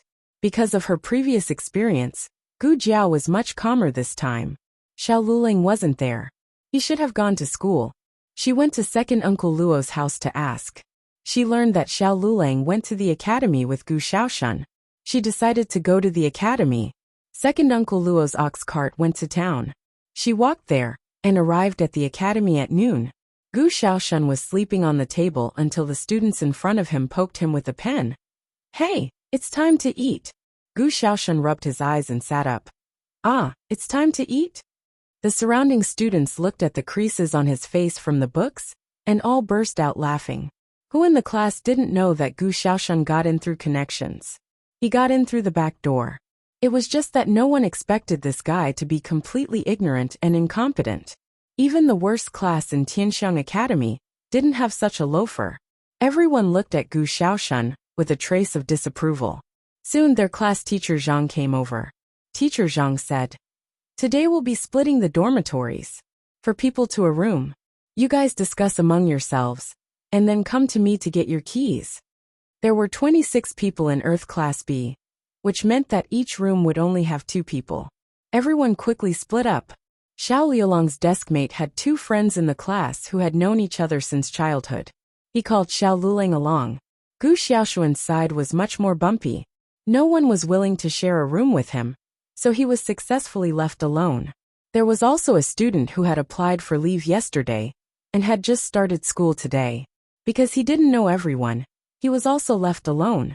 But it was obvious that this student also disliked Gu Xiaoshan. I don't want to share a room with him." Then I'll stay by myself." Gu Xiaoshan crossed his arms and looked up at the sky.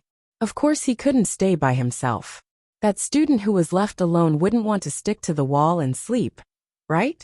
Xiao Lulang said indifferently, "I'll switch with you." That student was moved to tears and thanked him several times. He was just short of calling him dad.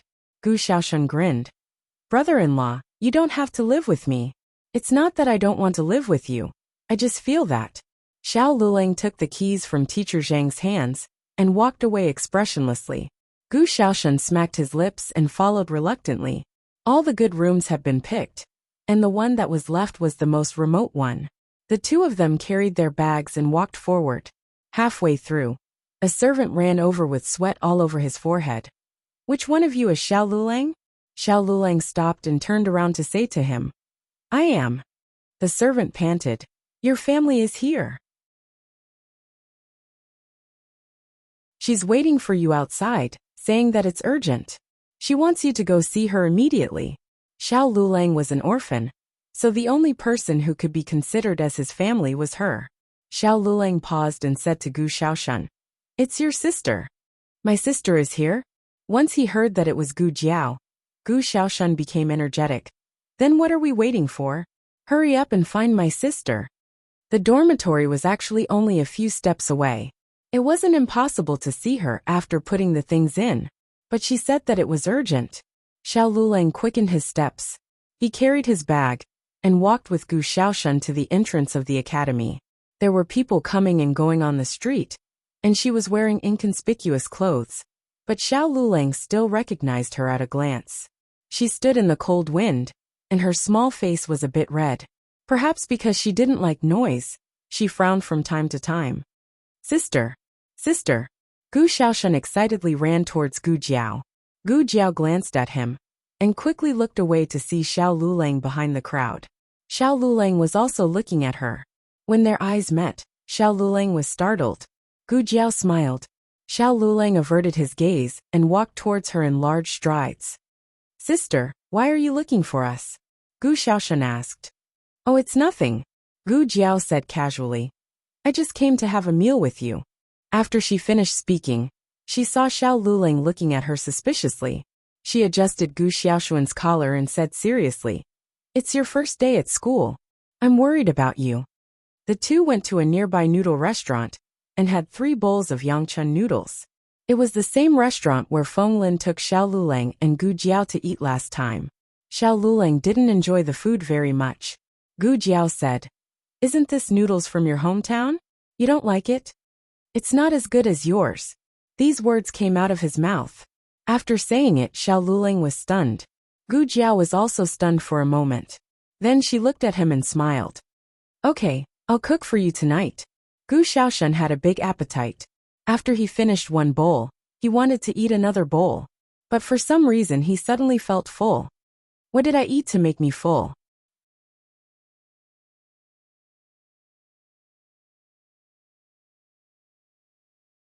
Chapter 19. The latest chapter of this book is not finished yet. For more exciting content, please scan the QR code below to download the app. Novels are updated at a faster rate. Millions of novels can be read for free. Novels with connotations that can't be found online can be found here. After dinner, Xiao Lulang and Gu Xiaoshan returned to the academy, only to be told that their dormitory had collapsed. When did it collapse? Xiao Lulang asked. The student said, It collapsed not long after you left. Many people saw you go to the dormitory and were worried that you would be buried inside. They were going to go, but Xiao Liulang's expression froze. Gu Xiaoshan ran over to see the collapsed dormitory, only to see broken walls everywhere. The floor was cracked by the beams. Thinking of what would happen if this thing fell on someone's head, he was so scared that he patted his chest. Fortunately, my sister came to eat with us. Otherwise, we would both be buried alive. Including the time at the clinic, this was the 2nd time. Every time, it was because of her that they were able to avoid an unexpected disaster. Xiao Lulang looked in the direction that Gu Jiao left, revealing a thoughtful expression. Tianxiang Academy's dormitory had always been tight.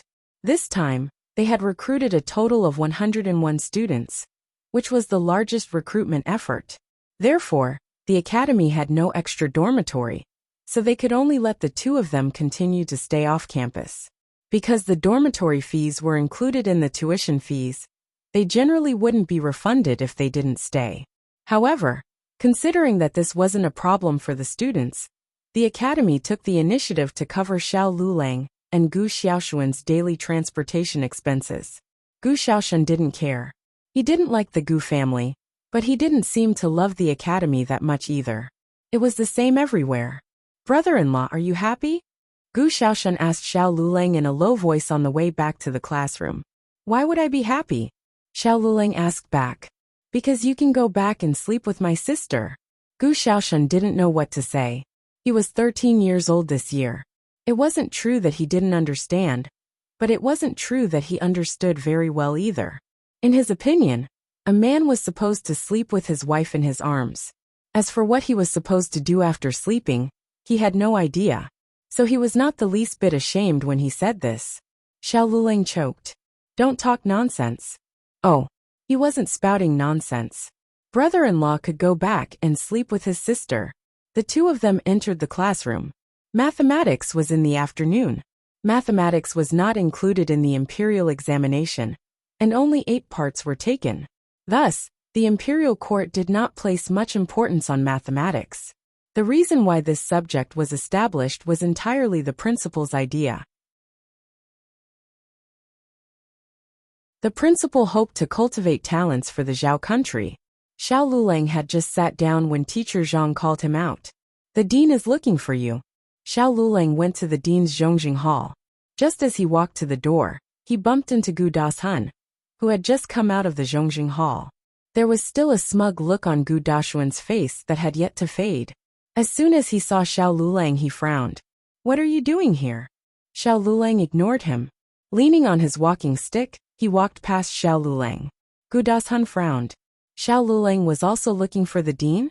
On the first day Gu Dashun entered the school, Teacher Chen told him that the dean admired him very much. Then, he secretly hinted that the dean had plans to choose a direct disciple from this batch of students, and told him to work hard. Of course, he had to work hard. He was so talented. If he had a literary master like the dean to guide him, he would not have to worry about not being able to pass the imperial examinations. He had not slept at all last night. He had written an article, and had brought it to Teacher Chen in the morning. At noon, Teacher Chen had brought it to the dean again. The dean had called him in, and asked him a few questions about the article. He had answered them all very well. He could see that the dean was very satisfied. He thought that the matter of the disciple should be in the bag, but he did not know why Xiao Lulang was also here. Was it because of the dormitory? He had heard that his and Gu Xiaoshuan's dormitory had collapsed at noon. If he could encounter such an unlucky thing, it was obvious that he was not fated. Thinking of this, Gu Dashun sneered and arrogantly returned to the classroom.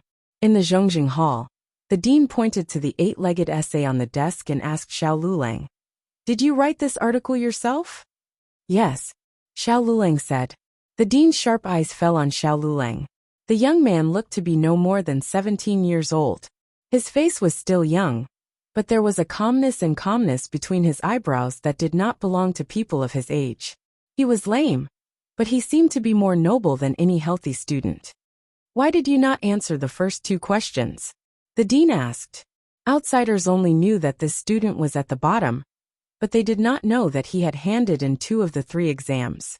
He should not have been accepted, but the article was too amazing. Originally, the student named Gu Dashuan's article was not bad, but it was good for a new student. Compared to Xiao Liulang's, it was immediately overshadowed. Xiao Lulang did not answer the dean's question. What a stubborn child. The dean sighed in his heart. He waved his hand and said, "All right, you can go to class." Xiao Lulang bowed like a student and turned to leave. Behind the curtain, an old man in plain clothes walked out. "Teacher." The dean immediately stood up and bowed respectfully. The old man in plain clothes picked up Xiao Liulang's article. After he finished reading it, he shook his head. "This student of yours has a strong evil aura." After Gu Jiao and Xiao Lulang said their goodbyes, they went to the nearby market.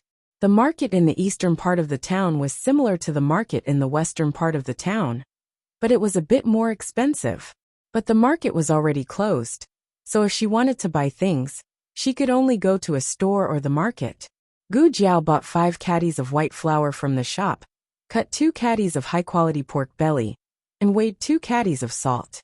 She spent more than 100 copper coins in total. When she passed by a cloth store, she remembered that when she was collecting clothes for Xiao Lulang a few days ago, his inner clothes were torn. She went in and bought a new set of clothes. She also asked the shopkeeper for some small steps. If there was something that could be repaired, she would repair it. Although she had never repaired clothes before, she had sewn up hearts before. If she treated the cloth as a piece of human skin, it should be easy to sew. After Gu Jiao put all the things she bought into her basket, she prepared to return to the village. When she walked out of the store, she noticed that there were a lot of soldiers on the street. The people on the side were whispering to each other. "What's going on? I heard that a patient from Leprosy Mountain ran away. The government is searching the streets." "Ah, a leprosy patient. That's bad. Isn't that right? Don't go out for the next few days. Don't be careless and run into one. Once this disease spreads, there's no cure for it." In ancient times, leprosy was an incurable disease. After being infected, they would only be sent to Leprosy Mountain to wait for death. Gu Jiao suddenly remembered something. Xiao Liulang's elder brother seemed to have passed away because of leprosy. After the soldiers finished searching one street, they went to the next. Gu Jiao returned to the village. Gu Jiao didn't care about what happened on the street. After returning to the house, she went to make Yangchun noodles. When she was kneading the dough, there was a loud bang outside the door. It seemed that something had hit her door. Gu Jiao wiped her hands with a dry cloth and walked over to take a look. She saw an old lady collapsed in front of her house. You're tuning in to the Earbook Haven YouTube channel. Don't forget to subscribe and join us on this journey to catch the most captivating stories.